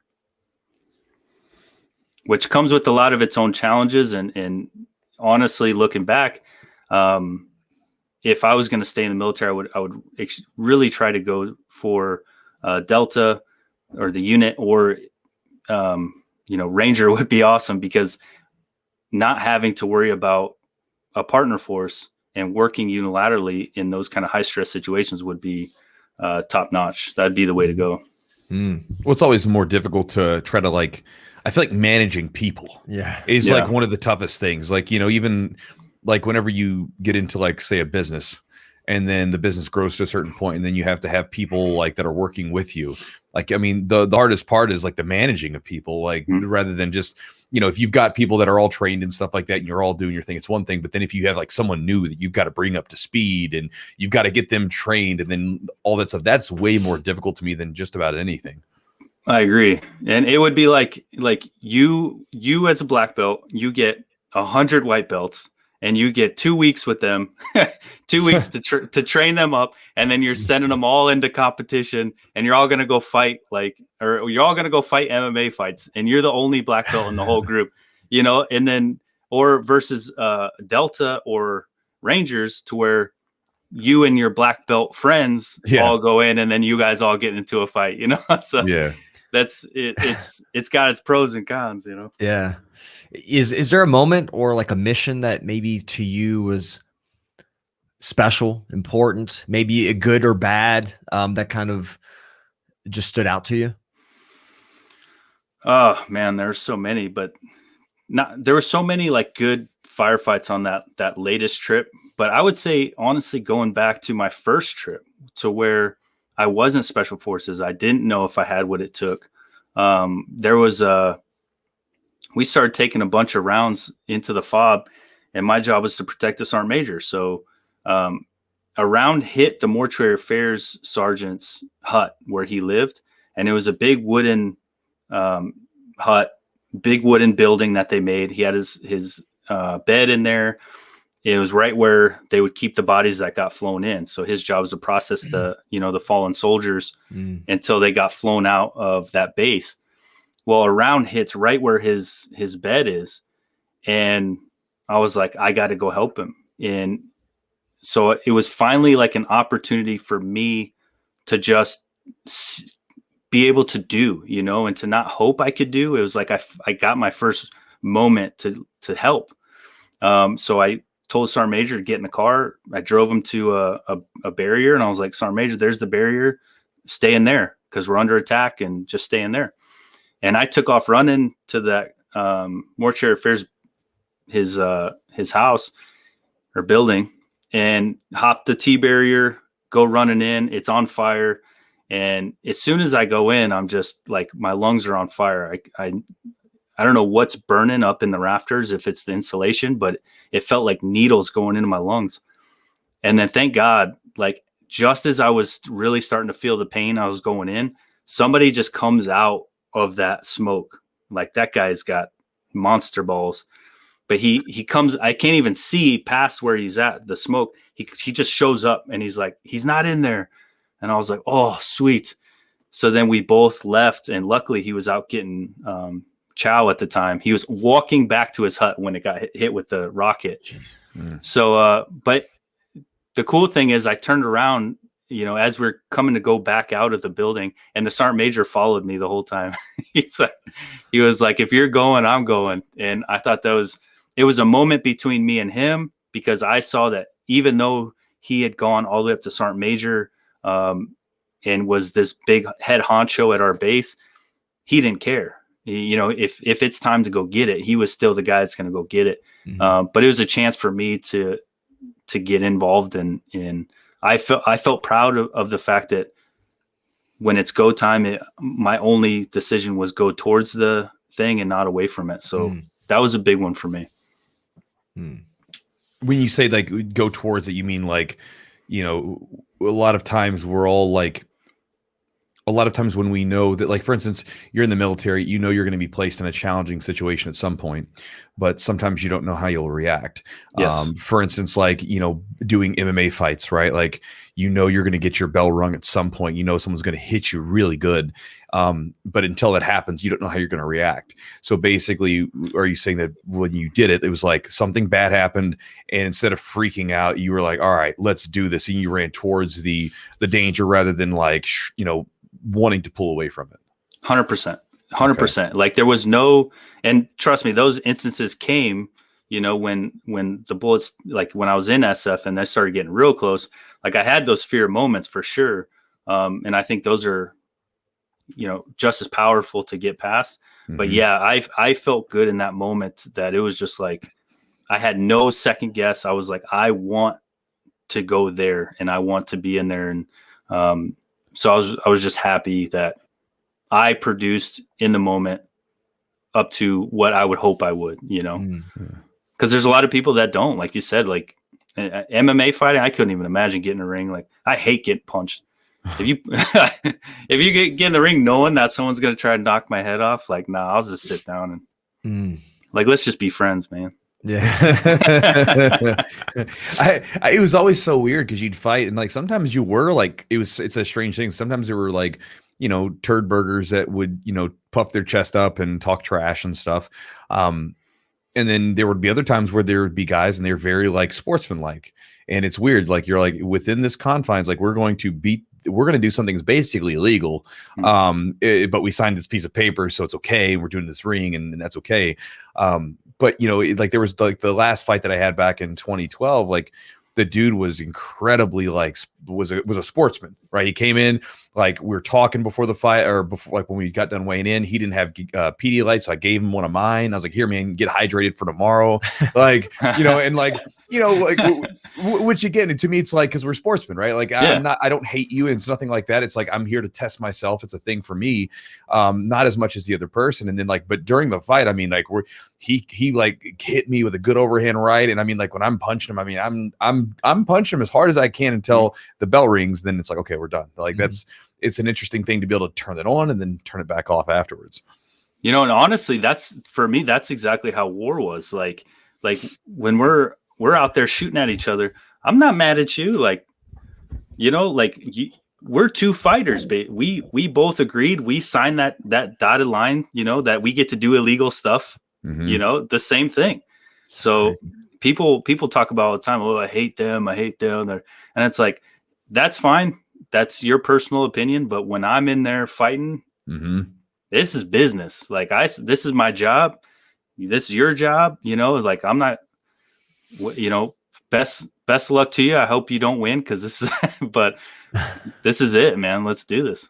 Well, yeah. I think that's important too, because I think one of the things that gets a lot of people in trouble, and I think every one of us has gotten in trouble because of this, and it's something that you always have to be conscious of, is detaching yourself from your emotions and your feelings, right? Because obviously there are going to be times where you are overcome with emotion, but being able to see things a little bit more objectively and being able to be like thoughtful and rational with the way that you take action comes from a place of not overly emotional, feelings, and I think that a lot of times, even for instance, talking about like, being a police officer, I mean, it's one of the things where, people may disagree with me on these kinds of things, in which they're welcome to do so. But one of the things that I think is, almost downright criminal is the way that, say, like, for instance, news outlets can post something and there's no context to anything. We don't know what's going on. Like everything is still up in the air. And it's like, I got to be first, because that's the news that we're in, right? We got to be first. We got to get people upset so they watch. And this happens from both sides of the fence politically, but they put it out there as fast as they can to get it out there and get people stirred up. And then you have to go back and, you have to remember, like stop, take a breath. Like what you see is, it's really angering you, it's pissing you off, right? Let's go back and like wait a little bit till we can figure out more of the facts and look at it from an unemotional, objective viewpoint, so we can see like what's actually going on here. Because I feel like we get a lot of trouble where, like you just, that knee-jerk reaction, you see something happening, it makes you angry, and you don't really know all the facts. You just saw like 10 seconds of a clip, and you're like, oh, you lash out at something. And I think it's one of those things where, just like fighting in whatever form that it takes on, you have to, really, when you think about it, when you start to do that, I think you're accessing that same sort of whatever that thing is inside of us. Just like you said, it's like the way you thought about it with fighting with your weapons, the way that I fought with my fists and knees and hands and everything else, my body. And I think that even when we do this, when we get online and we start to like dig in and like, I'm going to show this person, it's best to do that from taking a step back, take a breath, and then like be logical and thoughtful about what you're doing, rather than just rushing in with blind emotion. And I imagine for you, what you were doing would have been death, right? Like going in there and just being blinded by anger or like, whatever it was, it probably wouldn't be a good idea. Yeah. You're guaranteed to get schwacked at that point, because you're going to rush in. I mean, I watched an Afghan step in front of a door, and he was just doing what he taught, but what he was taught was to just go in and flow in quick, and instead of pieing that door. And as soon as he took a step, took a round 7.62 the forehead, he landed on his back, and I was like, well, he's dead. And then all of a sudden he jumps back up, and he's like, and he runs to the med truck and stays in there for the rest of the mission. Whoa. What? Yeah. It bounced off his helmet.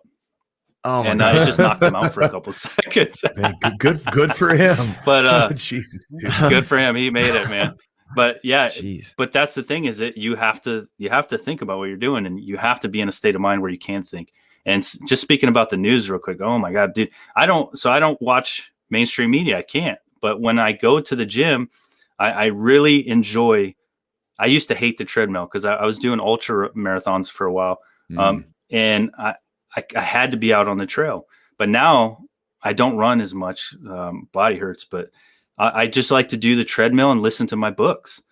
So, and there's nothing I hate more than going to the gym, and every time is this TV has Fox and this TV has CNN, Yeah. And it's just watching both of them trying to make me mad. It's like, you guys are, it becomes so obvious, is like the blatant like manipulation that both of them are trying to do at the same time. Having them together is like a big old joke. It's funny. Yeah. It's there's a book that I read, and it was basically a guy who, I think the name of it is called Trust Me, I'm Lying. And it was by it was by Ryan Holiday. And he was, I guess it was like one of his first books. And basically he was talking about like back in the day, like doing things where he was a marketer, where he was doing things for these different companies and these different people just to create a stir. And then he was identifying all these different blogs and different papers and news outlets and stuff, and really like showing like these people really aren't giving you news, they're getting you angry. That's all they're doing, because the negative emotions that we feel as humans beings are the ones that just they have a more visceral response, right? Because like if, like for instance, we think about it, like if things are going good, right, like you're like, okay, things are going good, you can sleep easy, things are nice, you get complacent if you're not careful. But then like when something bad happens, you can't sleep at night, you can't stop thinking about it. Like it's that thing. And so you've got to be careful, because like you said, the people that are doing especially these mainstream outlets, you know, besides the fact that they're dying because they're on, you know, mainstream TV and whatever, you know, they have to stay alive, and their way to do that is to keep you watching. And the way they're going to do that is we're going to tell you so much nasty stuff. Everything's terrible. Everything's crumbling around you. Everyone's evil. Everyone's coming to get you. Whatever it is the story is, they're going to tell you that. So this way you can't stop watching and you can't stop thinking about it. And, you know, therefore they're going to be able to do their thing, and they'll manipulate the facts and leave things out as well as, or as much as they want to, just to make sure that their storyline and their narrative stays exactly the way they want it to. Yeah. Yeah. And it's a travesty, because it's like a cancer within our society. They're tearing Americans apart, and they're dividing us just so they could keep making some more money.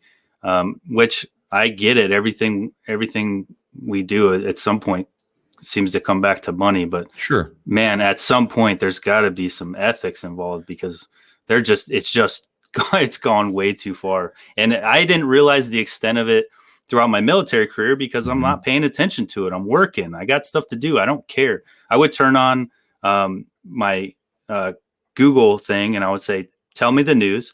And it would hit me the highlights from Fox. It would hit me the highlights from CNN. And then it would hit me BBC.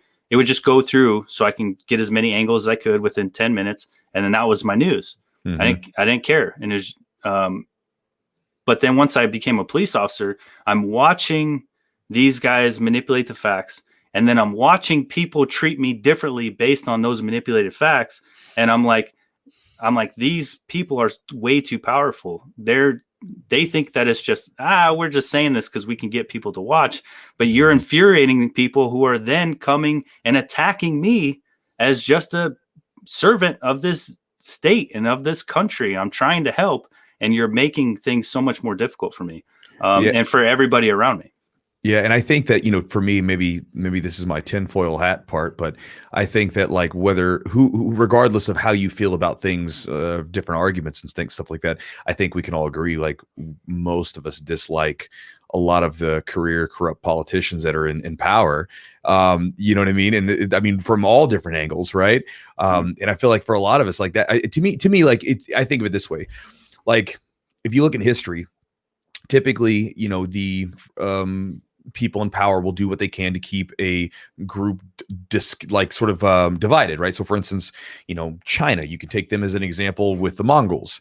They did their best to create like problems within the Mongol tribes with them. They'd give some money to this one, hey, create war against this tribe, so forth, so on. Genghis Khan sort of reunites them, China disappears. Right. Like, so like, because they knew if these guys get together, it's not going to be good for us. And I think that a lot of times people, when they do this, they're like, okay, we've got all these regular people, these people that live next to each other. So what do we need to do? You're going to fight with your neighbor who you guys might have the same kids, go to the same schools. You guys are like, everything's almost like it's so close to each other, and you will fight vehemently against these people.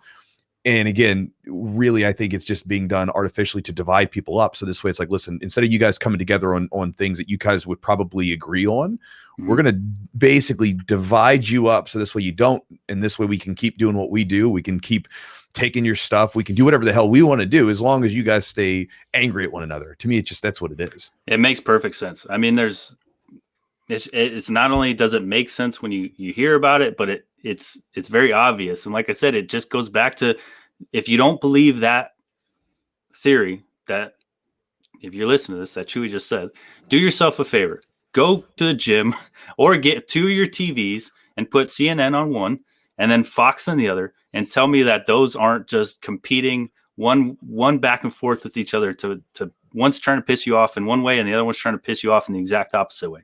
So clearly their whole goal is just to get you pissed. And it's got to be, and that's what I've been saying is like, for a long time, as I understood that manipulation was happening, but at the same time, I look at the history that you referenced. It takes a lot of knowledge and it takes a lot of self-education to figure out why it's happening. We have to look at the past to understand the motives. It's easy to just throw shit out there because you saw a TikTok video on it or something, but it takes a lot of work, and I think most people just aren't willing to put in that work to figure out the why. Yeah, and you can go to your jiu-jitsu gym and you could probably roll with people with varying degrees of wherever they are on the political spectrum, and it's all good, right? You guys are all together, and I think that's most people. I think if you go out like in day-to-day life, people, they don't think that way. They're like the whole, like the stuff that you see on social media to me and on the news is such a small fragment. And I don't think it represents most people in a day-to-day living situation. If you just go walk around and do different things, it's usually not the reality. It's what you see and it's what they want you to see. But the reality is, like, you go around and most people are just trying to live their lives, do the best they can. And again, they might view things a little differently than you, and that's to be expected. And you kind of want that, right? You don't want everybody to think the same. But, I think it's just, again, it's just manipulation. Well, think of this, a good example of that. Sorry to keep this topic going. No, it's fine. We're just chatting. Think about the military. I get asked a lot of questions from people like, "Hey, I'm Buddhist, or I'm Muslim, or I'm Black. I want to join the military. What is it going to be like for me?" And it's like, I never thought about it until I got out. But I'm like, we didn't have any issues with religion or race and things like that, because we're not being manipulated to be against each other. So and the military is its own society. Like, we live on bases with only each other, and we function and do everything as a society without fighting over race, religion, sexual orientation. We do it all the time. Like, and there's not any issue. So I think it's just a great example. Like, you segregate the military society, we're not being purposely divided. And so therefore we go to work every day and have no issue with our differences. Yeah, and I think that you have a common bond, right? Like, even like jiu-jitsu, for instance, I've done this thing where I've stepped back and watched the class, and I can see like men and women, Black, white, Asian. You can see Muslim, Christian, atheist, Jewish. You can see all these different people messing around, rolling, and you have this shared common thread in between, right? Where basically we say, we know we're different, and that's okay, because we have this thing that we do together, and we have these shared experiences together. And that are kind of crazy sometimes and stressful, and that we do together. And there's a bond of trust there. And like you said, in the military, you guys are going through, like, in a lot of cases, life or death situations with one another. And, it cuts through a lot of the BS that, like, because again, we can try to divide ourselves by these little small things throughout our life. But then you have this life and death situation that happens, and then you become human very quickly, just human. Like, we're not this, we're not that. Like, you saved my ass, whatever. And I appreciate that. That's just human, right? Yep. It doesn't matter at that point. If you're getting shot at, it doesn't matter what they look like or what they believe in, man. Do you have each other's back? Nope. That's it, right?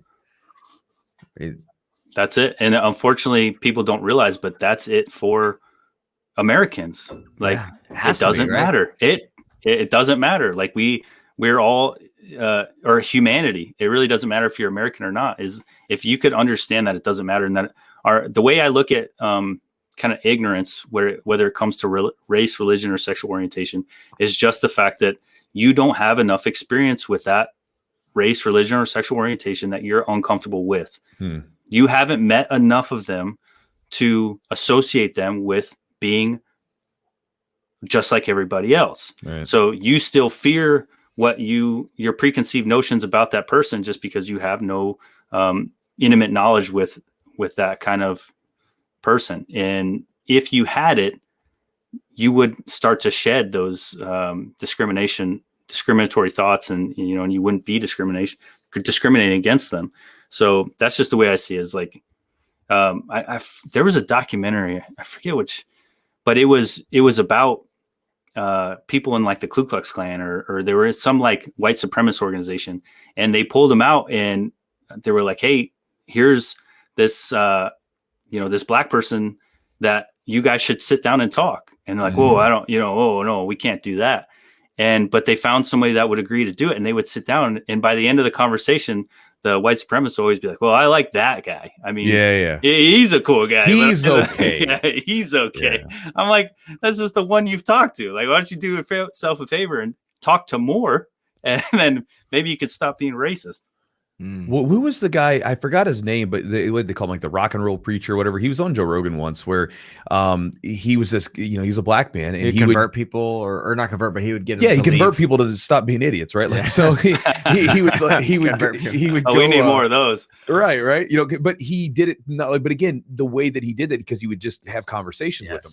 And he ended up talking to like one of the dudes that was like, I don't know what their ranks are, like the Grand Dragon or some silly shit, but they would meet with them, and then he would talk with them, and then they over time these guys would again because there's a powerful thing. Like if I tell you, this is like also the power of storytelling, right? Like so if I tell you to do something like Sean, I want you to do this, instantly you're going to like start drawing up a line and say, I don't know, like you're going to start being resistant because you're being told to do something. Americans are the worst about this anyway. Anytime we get told to do something, we're like, I don't know. Yeah. But if you tell stories or if you share ideas and you allow it to basically seep in, and when the person's more soft and receptive, then let them come to you, like they do it more. And when it's on their own terms, they're more likely to do it. And to me, it's like if people could be more willing to like share, like it's, for instance, even online, like a lot of times people say like don't read your comments. I read my comments, and sometimes someone will say something that disagrees with me, and I'll say, well, how do you mean? Right. And then we'll like go back and forth, and there's dialogue. And then sometimes by the end of it, not always, but sometimes by the end of it, they'll be like, man, you make a good point. I see what you're saying. Right. Like when you allow people to have like discourse and conversation with one another, instead of it being this attack, then you allow ideas to change. It was like, I think it was Benjamin Franklin who he said in his younger days, he would talk about things, whatever. But as he got older, he spoke about things in indefinites, meaning like when he would say something, he would say like, I believe this to be this way, because he always wanted to leave the door open just in case you have a good point. I want to be able to come over to your side. But if I say it's this way, then I've got to like hang on to my ideology, my idea, because I've drew the line in the sand, so to speak, and I'm saying I'm over here, you're over there. And so for me to then like come over to your side, I've got to then say I lost, so to speak. Yep. Whereas if you just say I haven't won in the first place, I'm not married to any particular idea dogmatically, then we can play that idea of exchange and see what happens. No, 100%. And that's exactly how my dad was. Everything is an argument. Everything is to win. And if you are challenging any one of his beliefs, then he goes on the defense mode, and he starts pulling his years and years of reading and studying, whether it's Nietzsche or the Bible. He's an atheist, and he's read the Bible 3 times. It's not because he wants to learn about God. It's because he wants to use the Bible against people in arguments to win arguments. And he knows that a lot of Christians are, not as biblically sound as they should be. Like, so it's an easy win, right? When you are like, you want to talk about the Bible? Oh, you believe in God? Well, what about this verse? Oh, you don't know that one? What about this one? Oh, I'm winning. Yeah. So I can't stand that mentality. And it's not a growth mentality. You just want to constantly defend where your stance is, and you're not going to become anything different than you are right now. You're stuck where you're at, and you're going to spend your whole life defending where you are. It's a shame. Yeah, I agree. There's no progression there when you come from like a mindset of like trying to change someone versus trying to learn from them in a way. I mean, I think you're just never gonna be receptive to new information, because you're always gonna just think about what you can say to be right. Yeah, and that's not about it. You both people can be right, quote unquote right. You know, it's like you can both have valid points of view, and one doesn't have to be right or wrong. They can both be just there, you know, and I mean, we don't all have to live like one style of belief. That's terrible. That never shows growth in any aspect in any life. Right. I mean, that's just the way I feel like it can go back to jiu-jitsu. Like, hey, if you only do this type of thing, you never open up your game to learn new things, to learn from new people, new styles of jiu-jitsu, you're never going to get better. You're always going to be doing your same little thing. You're never going to progress. Yeah. I'm a leg lock guy. Yeah. I don't do that. I'm a leg lock. I don't pass guard, right? well, hell, like with the jiu-jitsu guys for a long time when the leg locks were coming in, they were very people were like, I'm not doing the leg locks. Like, and they would make up, it was cheap. You're giving up position. It's this, that, whatever. And a lot of the dudes that were really resistant towards that idea, they got left behind. Shit works, because it works. And then, then they've got to play catch up instead of saying, maybe there's something here. Let me check this out. Yeah, but you have to kind of go. You almost have to take a step back. Like, you have to realize that, all right, this is something I'm this rank at jiu-jitsu, but now I'm going back and I'm learning something that I'm very mediocre or beginner at, and you have to almost you got to start over in a way, just to learn. Learn leg locks, for example. I mean, it's life. A challenge. Yeah, I mean, learn life.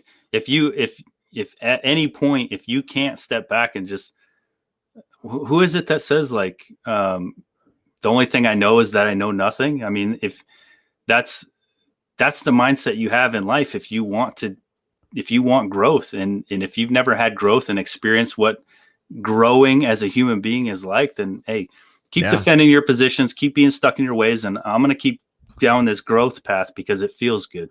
Mm-hmm. Yeah, there was a quote. So I don't want you to think I was like texting on the phone. I was looking up a quote. So the other day I've been listening to it's a biography on Frederick Douglass, and on Audible, and they quoted him as one of the things that he said, and I thought it was really good. I had to save it on my phone, and it basically, you could use it. Obviously, he's talking about freedom and things like that, but you can use the idea, because he says if there is no struggle, there is no progress. Those who profess to favor freedom and yet deprecate agitation are men who want crops without plowing up the ground. They want rain without thunder and lightning. They want the ocean without the awful roar of its many waters, right? I thought it was so good, because it's like, if you want progress, you've got to be willing to have that friction, so to speak. And again, for all of us, you've got to be willing sometimes because the ego gets really attached to the permanent. We like to make things permanent, even though nothing's permanent. Everything's dynamic and changing. Our ego likes to get attached to an idea and hang on to it dogmatically. Like you're always going to be this way. I'm sure, man, here's a question for you, kind of get into that. What was it like? I'm bouncing all over the place. What was it like leaving the special forces? Did you get attached to that identity and said, okay, now I'm leaving and I'm becoming something else? Was that difficult? Oh yeah, absolutely. Every day you walk onto base as special forces, I got my special forces tab on my shoulder. I got my Green Beret in my right pocket hanging out a little bit. Mm-hmm. And so instantly you walk on base, and it's a level of respect and prestige that people very easily get attached to. Yeah. And then I start adding up, ribbons on here, and combat infantry badge, and free fall badge, and my whole uniform says a lot about me, that makes other men, either look up to me or feel intimidated, or it demands respect. That is very, very hard to take off and be like, now when I walk around, just a normal ass dude. Yeah. Nobody cares. And it's about what I do that shows who I am. So it was extremely difficult, to be like, man, this identity I just have to put down. And, and it feels good when you walk around, and even civilians, people are like, oh, what do you do? Because it's always the question, right? Like, oh, what do you do? I was like, oh, I'm a Green Beret. Like, oh, are those like SEALs? That's what everybody. Is that like a Navy SEAL? I'm like, yeah, it's just like that. It's just like we're like them. But it felt good, and it was really difficult to give that up. And Same thing with being a cop, you know, it was like being on a special team. I just swapped the uniforms. So going from police department to author / YouTuber thing, like that was, people were like, what do you do? And I'm like, I don't know. I got a book. You want to read it?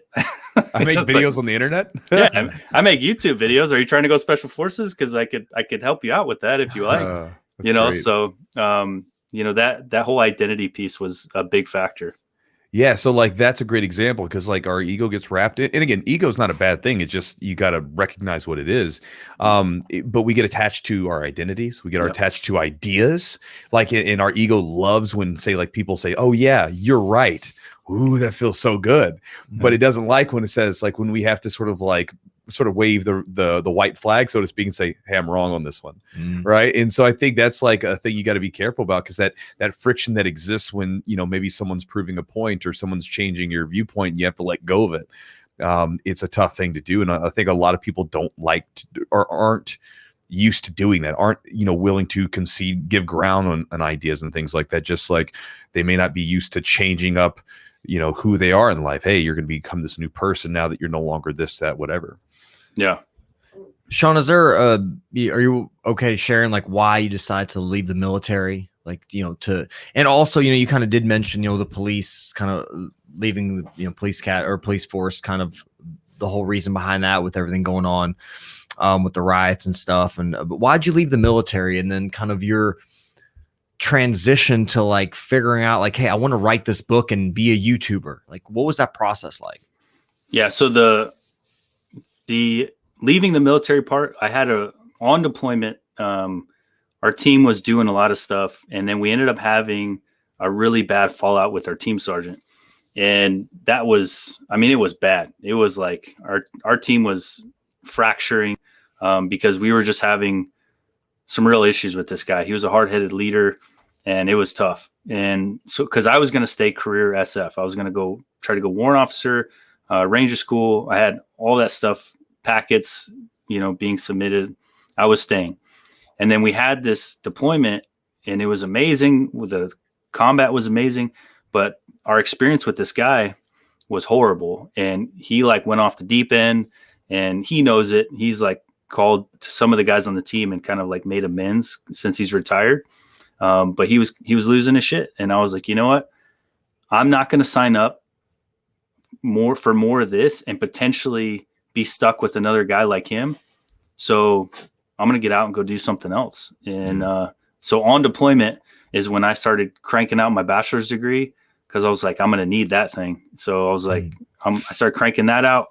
I started making plans. I started applying for jobs. On deployment, I was getting all my ducks in a row to start getting out. Once I made that decision, there was no going back, which a lot of guys do, right? They make the decision to get out, and they're like, oh, wait a minute.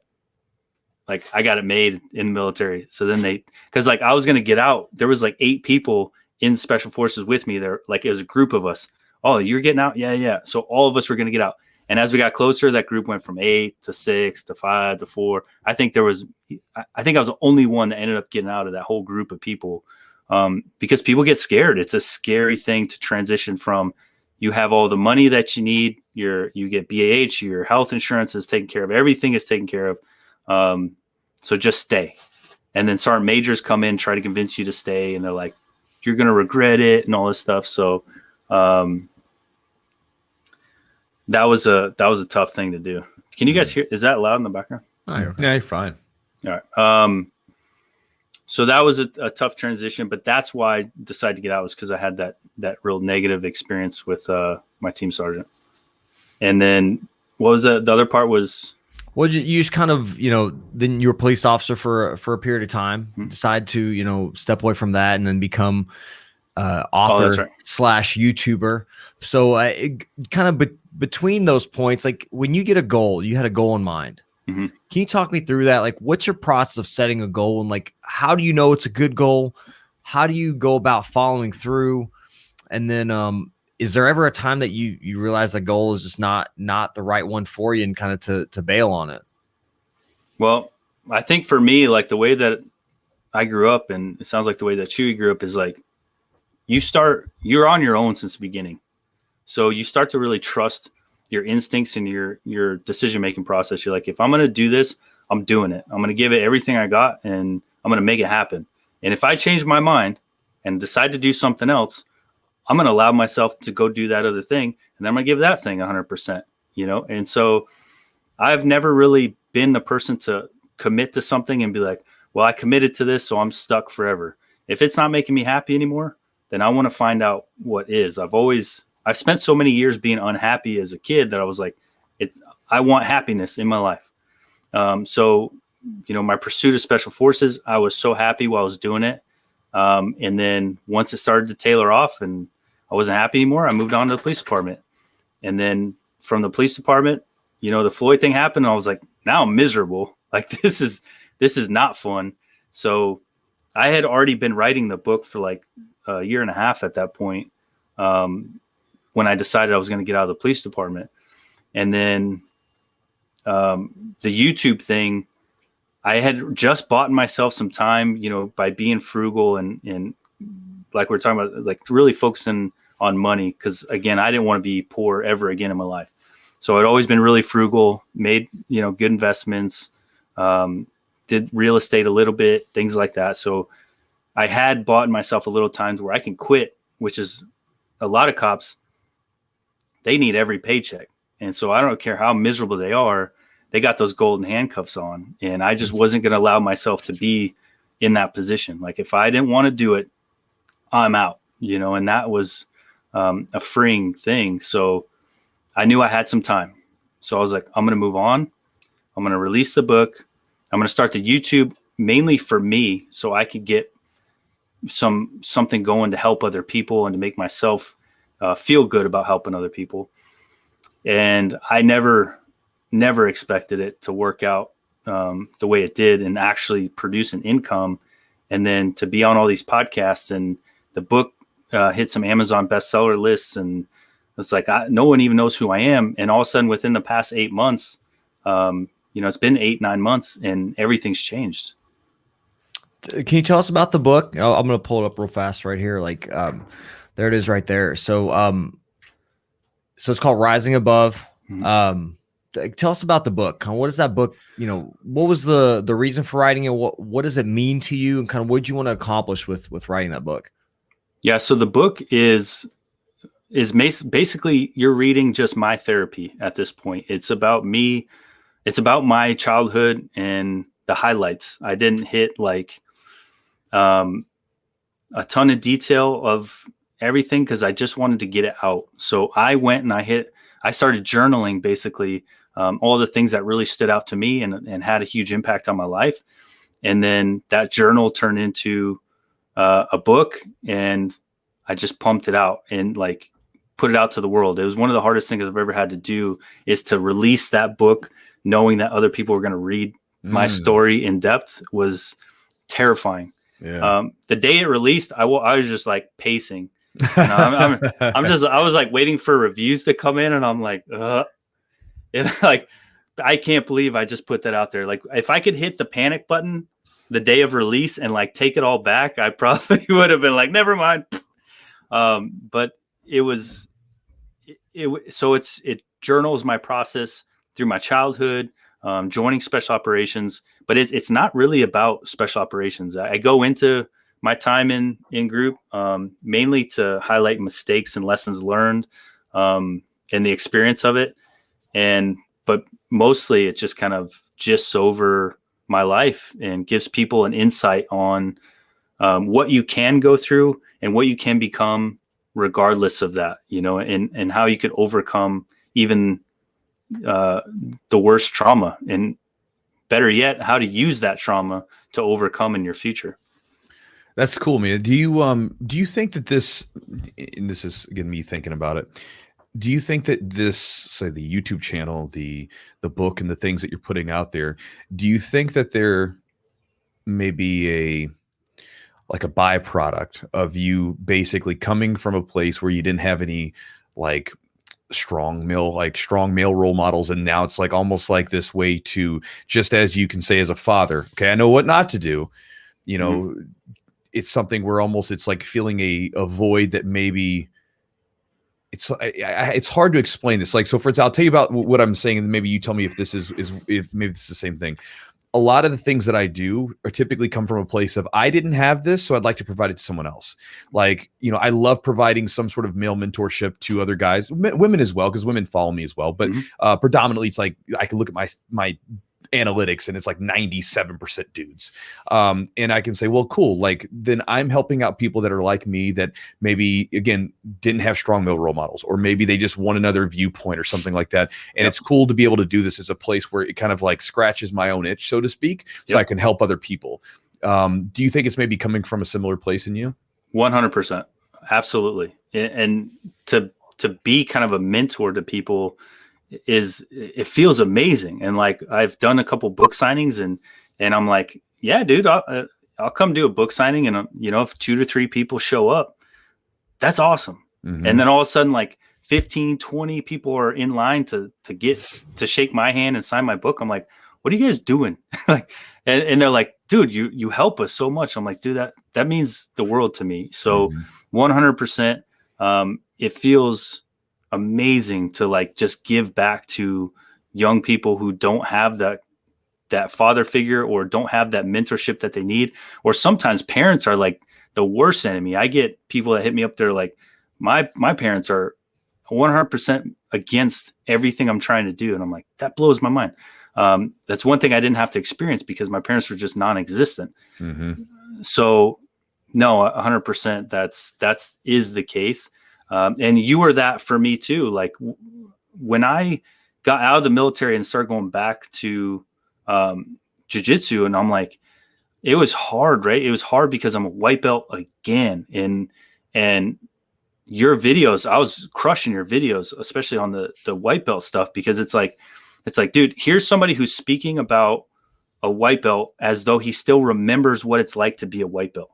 And that, I think, is where maybe we have a little commonality. Is I speak about joining special forces as though I'm still connected empathy wise with the people that are in that position, because it's so easy to be the black belt or to be the Green Beret that says, oh man, just suck it up and you'll get there. Just keep driving. And if you don't get there, it's just not for you. Well, it's like, dude, that's messed up, because you're just disassociating yourself from being in that position, because you were there and you had the same fears and you had the same anxieties and you were scared shitless that you weren't going to make it and that you were going to fail or quit or get hurt. So don't tell me that you just need to suck it up, because your ass was sucking your thumb just like the rest of us, you know? So, and I think that's why people connect to our channels. And especially it's why I've connected to yours, is because you talked about being a white belt. Like, you still remembered being there. And like, that shit is emotional, dude. I feel like being a white belt is like being in high school again. You know, it's like you're dealing with like the most highs and lows of jiu-jitsu. Like you get a stripe and you just got a date to prom. Yeah. And then you get your ass kicked and you got a pimple on the bridge of your nose. And then all these college students are looking at you like, why are you worried about this nonsense? Like, just keep going and you'll eventually not be white belt anymore. But in that moment, that's life. That's everything, you know? So I forget where I was going with that, but no, I think it's perfect. Again, it's about staying connected. Like, I think if you're going to be someone that enjoys that, because not everybody does, right? If you enjoy that mentorship role, or that role where you're trying to help other people along and lift others up, right?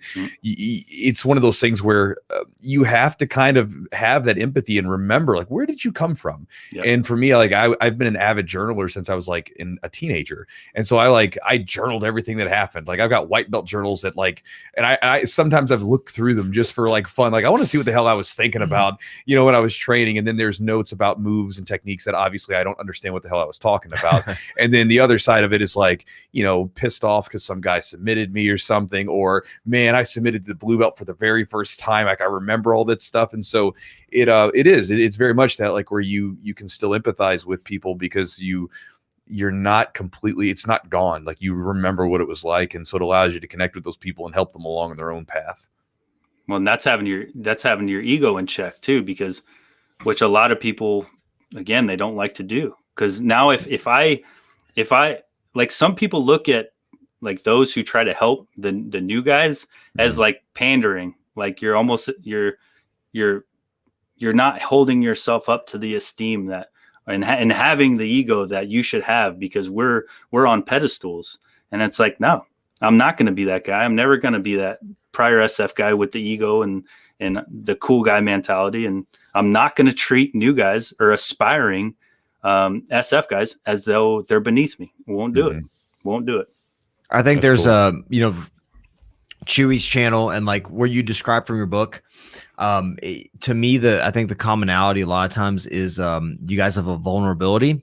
You realize, or you express, like, it's not like, oh, we just breeze through it. It's like there's highs and lows. I'm willing to share those lows and what I went through. And I think people sometimes, like, as men, or as like Chewy's a very tough black belt, and you've done some amazing things in your life. Like you're these guys are these hardened people that are supposed to not have any, like, no flaws in your armor, right? And you're showing there are flaws, there are imperfections, and like how you use those imperfections to kind of help guide you, mold you in a way, and also just show that it's okay to feel some of these things. And I think that's where the connection comes in. That's why people are drawn to the stuff that you guys say and what you share. And I think, like, as a white belt, like, you're trying to figure out, like, is this shit normal that I'm going through? Yeah. Like, should I, am I supposed to be feeling like I suck at jiu-jitsu, or I don't know anything, I've been at it for this amount of time? And yes, I mean, for some people they feel it at different times, but everybody feels it. And that's kind of the attraction to jiu-jitsu, or the attraction to doing something very difficult, because not everybody can do it, and not everybody can go through those things. And just connecting with people that have gone through it, I think, gives you a sense of community in a way. Oh yeah. Well, and then belt promotions in jiu-jitsu. I mean, people don't talk. I mean, Chew is probably one of the only people that really put into that area. It's like, dude, belt promotion's a huge. Belt promotion's a huge deal, and especially at the white belt level, stripes and getting promoted, and the, like, standing in line and watching someone else get promoted that you think you're better than, that you beat all the time, but they're getting promoted. These are all the things that, like, that it's taxing, and it's more taxing than people remember, especially I got my blue belt, and finally I stopped thinking about my belt. Every since I got my blue belt, it was like, and I've had it for a couple of years now, is like, all I care about is that it looks as shitty as possible one day, And so I finally got past the fighting for the stripes and can't wait to get promoted. And why is that guy getting promoted over me? I'll smoke him. But that stuff matters, man. It's cool when people could still stay connected to that. It's good to get to a point, when you get promoted, or when you see somebody get promoted, you're actually really happy, genuinely happy for them, even though you feel like it should maybe be you, or you're on their level, or maybe better, but you're genuinely happy for that person or your training partners. And you don't see it as like, I think it can be a motivator for sure. But I felt that way. Like, yeah, you're right. Like, initially I get these stripes and initially you get some of the belts, and it's like a huge deal, or why is this person getting it? But when you get to a point where you're like proud of your training partners for getting it, and you really are happy for them, like, I think it's a great place to be, for me personally. I felt that, because I think we all go through those emotional, like, I'm going to get promoted this time, or I'm going to get a stripe, and you don't. And you're like, well, what the hell's going on? Yeah. And it's just nice, because I got my black belt about a month ago, and I'm still processing. Congrats. Yeah, thank you. I'm still processing that. And it's funny, like, people say congrats. I'm like, all right, I don't even want to, like, people to say congrats. I don't know why. Well, you probably still got a little bit of imposter syndrome because you hold that black belt with such esteem, maybe, huh? Yeah, like, I compare myself to Chewy all the time. No, I'm kidding. I mean, imposter syndrome was something that hit me super hard when I started this thing, because it was like, here people are trying to hear my advice and what I think about stuff, and I'm like, especially after I did Andy's podcast, I went back to the hotel, had a glass of whiskey, and I'm like, what the hell am I doing? Who am I? Who am I? Yeah. And I'm sitting in the seat, looking at the seat, like, Jocko sat here. Like, there's some real people that sat in this seat. Like, what the hell am I doing sitting in this seat? And then once it came out, then it all flipped because I saw the impact that it started to have. But it took other people showing me that I was someone that, had something to offer. But anyway, not saying you have imposter syndrome, just saying that. No, I agree. And part of that's shoving your ego, like having that ego is healthy in some ways, but also not letting it control you, and just understand that, trust in the people around you. Yeah. That you deserve, that you have earned this spot. You've earned your ability to tell people, to share your story, and not come from a place of I know best, but this is my experience. It's like, I'm not the best black belt out there, but I feel confident in what I'm capable of. And so I just think that you get to that point. It takes time though, and it's the time frame is different for everyone. Some people have been high level competitors and they should have been a black belt a long time ago. And other people, it's just one of those things, but it's just being comfortable, and it takes time for everyone, and to feel comfortable in what they've accomplished too. Yeah. Agreed. Awesome, bro. Well, it's been an hour 42. I know, man. It was a fun one. I think it's probably one of our longer ones. Yeah.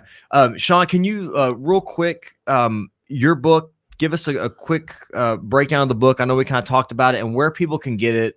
Where's the best place for them to purchase your book? And then a little bit about your YouTube channel and your Instagram, where people can follow you.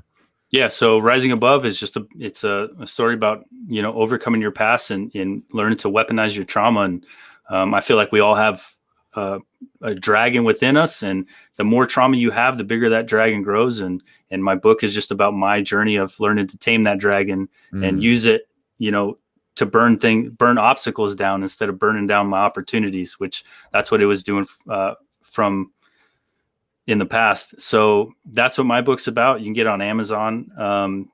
Someone did hit me up and said it was in a bookstore, which I thought was pretty sweet.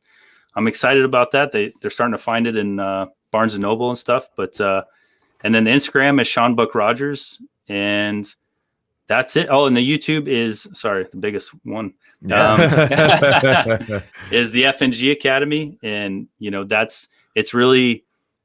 I'd like to say that it's a lot like what Chewy does. It's like, yes, he's Jiu-Jitsu, but there's a lot of life lesson there. There's a lot of growth to be had from his knowledge and experience. And I like to say that I do the same, to where, yes, it's about getting selected for special operations, but I want to teach you as much as I can about the things that I've done wrong, the lessons I learned along the way, the growth that I'm currently experiencing through my own self-education and living life, and being somebody that is a sponge, if you will, and not a rock. That's just trying to defend my beliefs in my current and stay where I'm at. And on Instagram, Sean Buck Rogers, is that correct? Yes. Awesome. Oh, and could I do something real quick for all that? Sure. There's so many jiu-jitsu fans out there. Let me say Adam, Gale Force Jiu-Jitsu, Jit Pit. What's up, everybody? So the jiu-jitsu community they're gonna love that. Sorry. So let me throw out Adam real quick and say what's up to him. That's awesome. Thanks for taking the time, man. Really appreciate your sharing everything and sharing your story with us. All right. So that was fun. It was fun talking to Sean. Yeah, he's great. Good dude. Interesting fella. I wrote some notes down. What'd you wrote down? I wrote down notes. This was we were talking about. This is my pyramid scheme. Pyramid scheme. It's a pyramid. It's funny actually. It's so one of my MLM. One of my there's nothing wrong. Sometimes there's nothing wrong with an MLM if you're like one of those people that if you enjoy doing that thing and you do it the right way and the product's good. But I remember I had a buddy of mine. I hadn't seen him for a while, and then saw him at one of the local MMA fights. Mm-hmm. And he was a friend of mine, used to train with me. And we used to go over his house all the time and watch fights and have cookouts and everything else. So he was like, hey, man, we're going to be at my new house. If you want to come hang out, we're going to have a cookout and, grill, eat some food, man. And we'd love to have you. I'm like, okay, cool, man. It'd be great. So, I'm excited about it because it'd be good to see my buddy and old times, go have a cookout and everything else. So, I tell my other buddy who used to go watch the fights with me, I'm like, you want to come with me? He's like, yeah, let's do it. So we pull into the driveway and there's all kinds of cars. I'm like, cool, man. So we go into the house and on the main level, and we're like, there's nothing going on. It's like, where is everyone? So we're looking, and then my buddy comes up. He goes, hey guys, we're downstairs. Come on. You know, I'm like, oh, okay, so the party's downstairs in the basement. Okay, whatever. You know, that's probably where you know, a lot of people have party. a lot of times their hangout areas in the basement. Sure. So makes sense.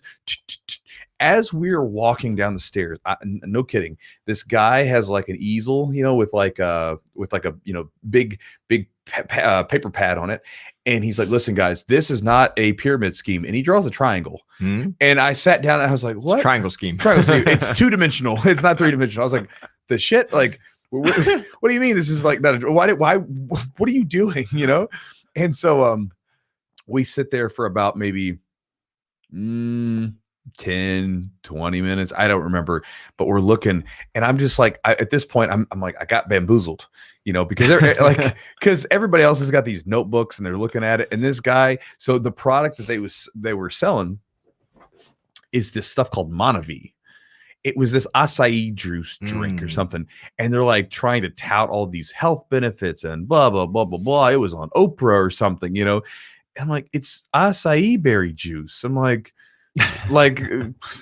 you know, like it's fruit juice, man. Like, like you lost me. Powers. And so I sat there and looked at it, and this isn't my first time that I've been wrangled into like doing it. There's been a couple times where people would wrangle me into these MLMs, and I'm like, what does that say about you?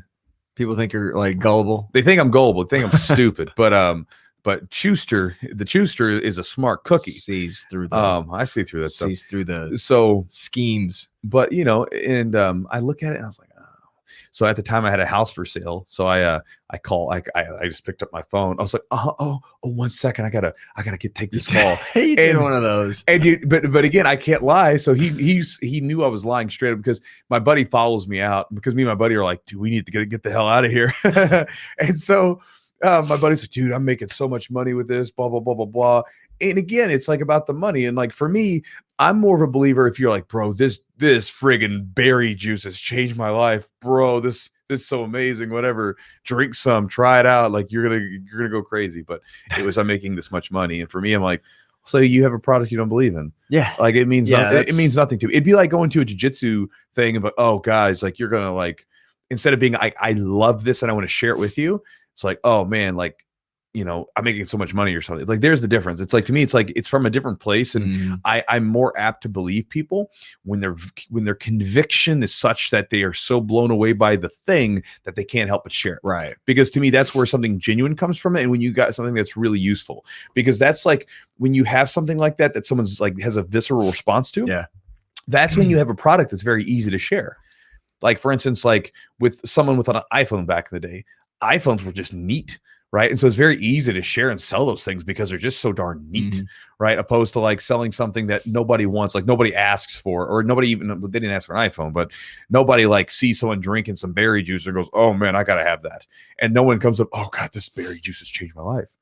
You know, so I think like some of it you feel a connection to, you know, for example, if you're selling Jiu-Jitsu.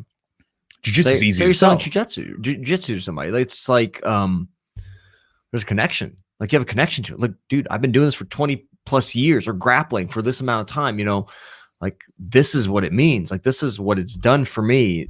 And I'm not a good salesman. I can sell the hell out of jiu-jitsu. You don't have to be like but what I'm saying, because I don't have to be a salesman, right? Because I'm coming from genuine conviction in who I am. Yeah.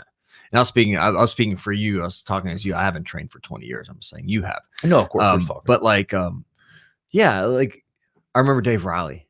Dave Riley would, when we first came in, and I took my first class, he was like, yeah, you can go to the bars and stuff and choke people out and stuff. And I was like, I don't know if I want to do that per se. I kind of just want to, but like, you know, it was cool or interesting in the fact that like, oh, if I ever get in like a situation that I'm kind of have to defend myself, I'm going to know what the hell to do. Yeah. Or at least have some advantage.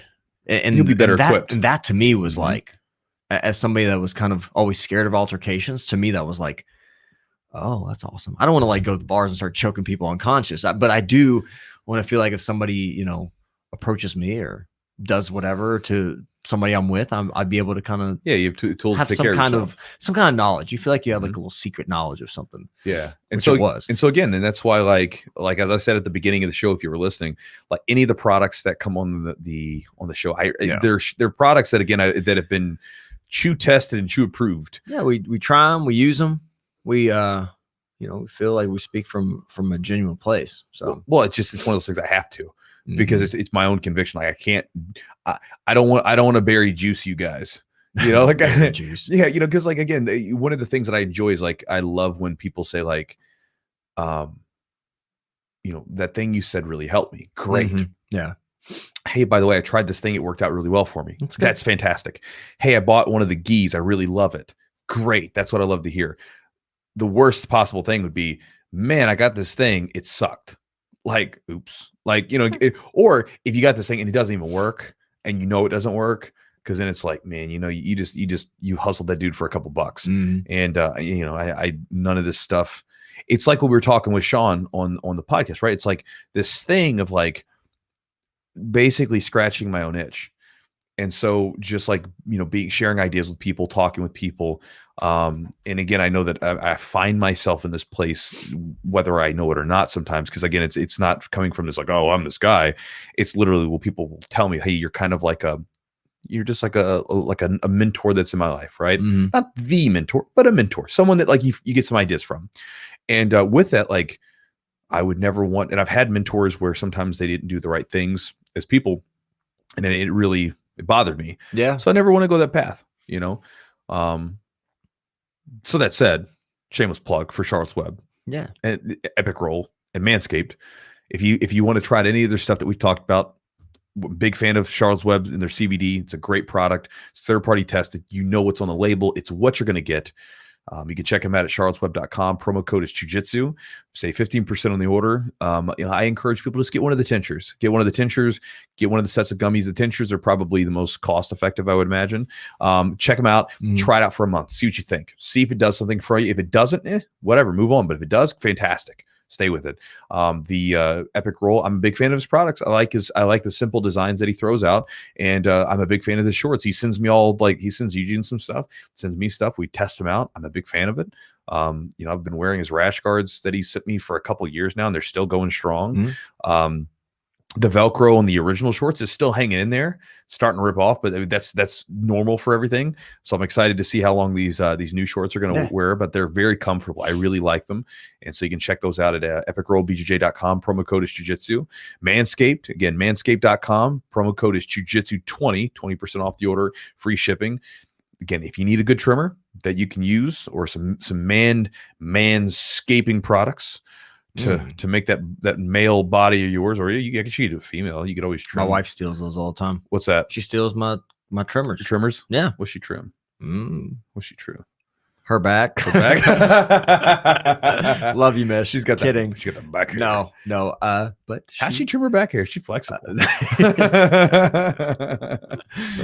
She's gonna kill me. No, she's not. No. Yeah. It's there. It's waterproof. You can just get in the shower. Yeah, do get your in the shower. You get them old butt hairs. You can trim you get them old butt hairs. Trim those butt hairs. Well, that escalated quickly. Yeah. Yep. Your beard down to your balls and your butt. Triple B. We're gonna add more B's to it. You can do it. Well, here's what we should say. We should say from the beard to the balls of your feet. Okay. Now you're getting all PG on me. Yeah. Balls too. Well, I'm saying because maybe you want to shave maybe you got hobbit feet like me. Like I got hair. I got these so from jiu-jitsu training for years. I got these toes that got like calluses on them because like the mat burns, like basically, so like I can, like for some of you guys, you've got those nice like soft virgin feet when you do jiu-jitsu. You're like, ooh, my feet hurt. They burn. Well, for mine, like I can take my feet and just run them across the mat and nothing. Chewy gives the mat burn. That's right. That's right. Like Chuck Norris. We should get Chuck Norris on the podcast. Everybody reach out to Chuck Norris. I want to have him on the podcast. Oh, geez, you're going to get him like Twitter. Oh my God, that would be amazing. Wouldn't you want to hear that? He's a black belt. He's a black belt. Trained with Jean-Jacques back in the day and all the he's Machado legit, brothers. Old school. He was like, part of he gave him like that building or whatever. Yeah. And he like disarmed more people with jeans than I've ever seen. Walker, Texas Ranger. Oh my god! I used to watch it. That's the best with your grandparents. Well, I did. Well, dude, back in the day, I remember like I didn't have cable. And so back, like boredom is something I think kids don't even understand today. No, is you don't have to boredom. Be bored anymore. You don't have to be like bored anymore. I remember as being a kid, you had to find your own fun because you were bored. Like entertainment wasn't so ubiquitous. You couldn't just like put on like, for instance, like with now, like if, for instance, back in my day, when I wanted a video game, I had to go to a place to buy the video game. And in some cases, you couldn't just buy them at the stores because I was a computer gamer. And so you would have to like send it. Like my mom didn't even have like a credit card. So I'd have to send in a money order to a company.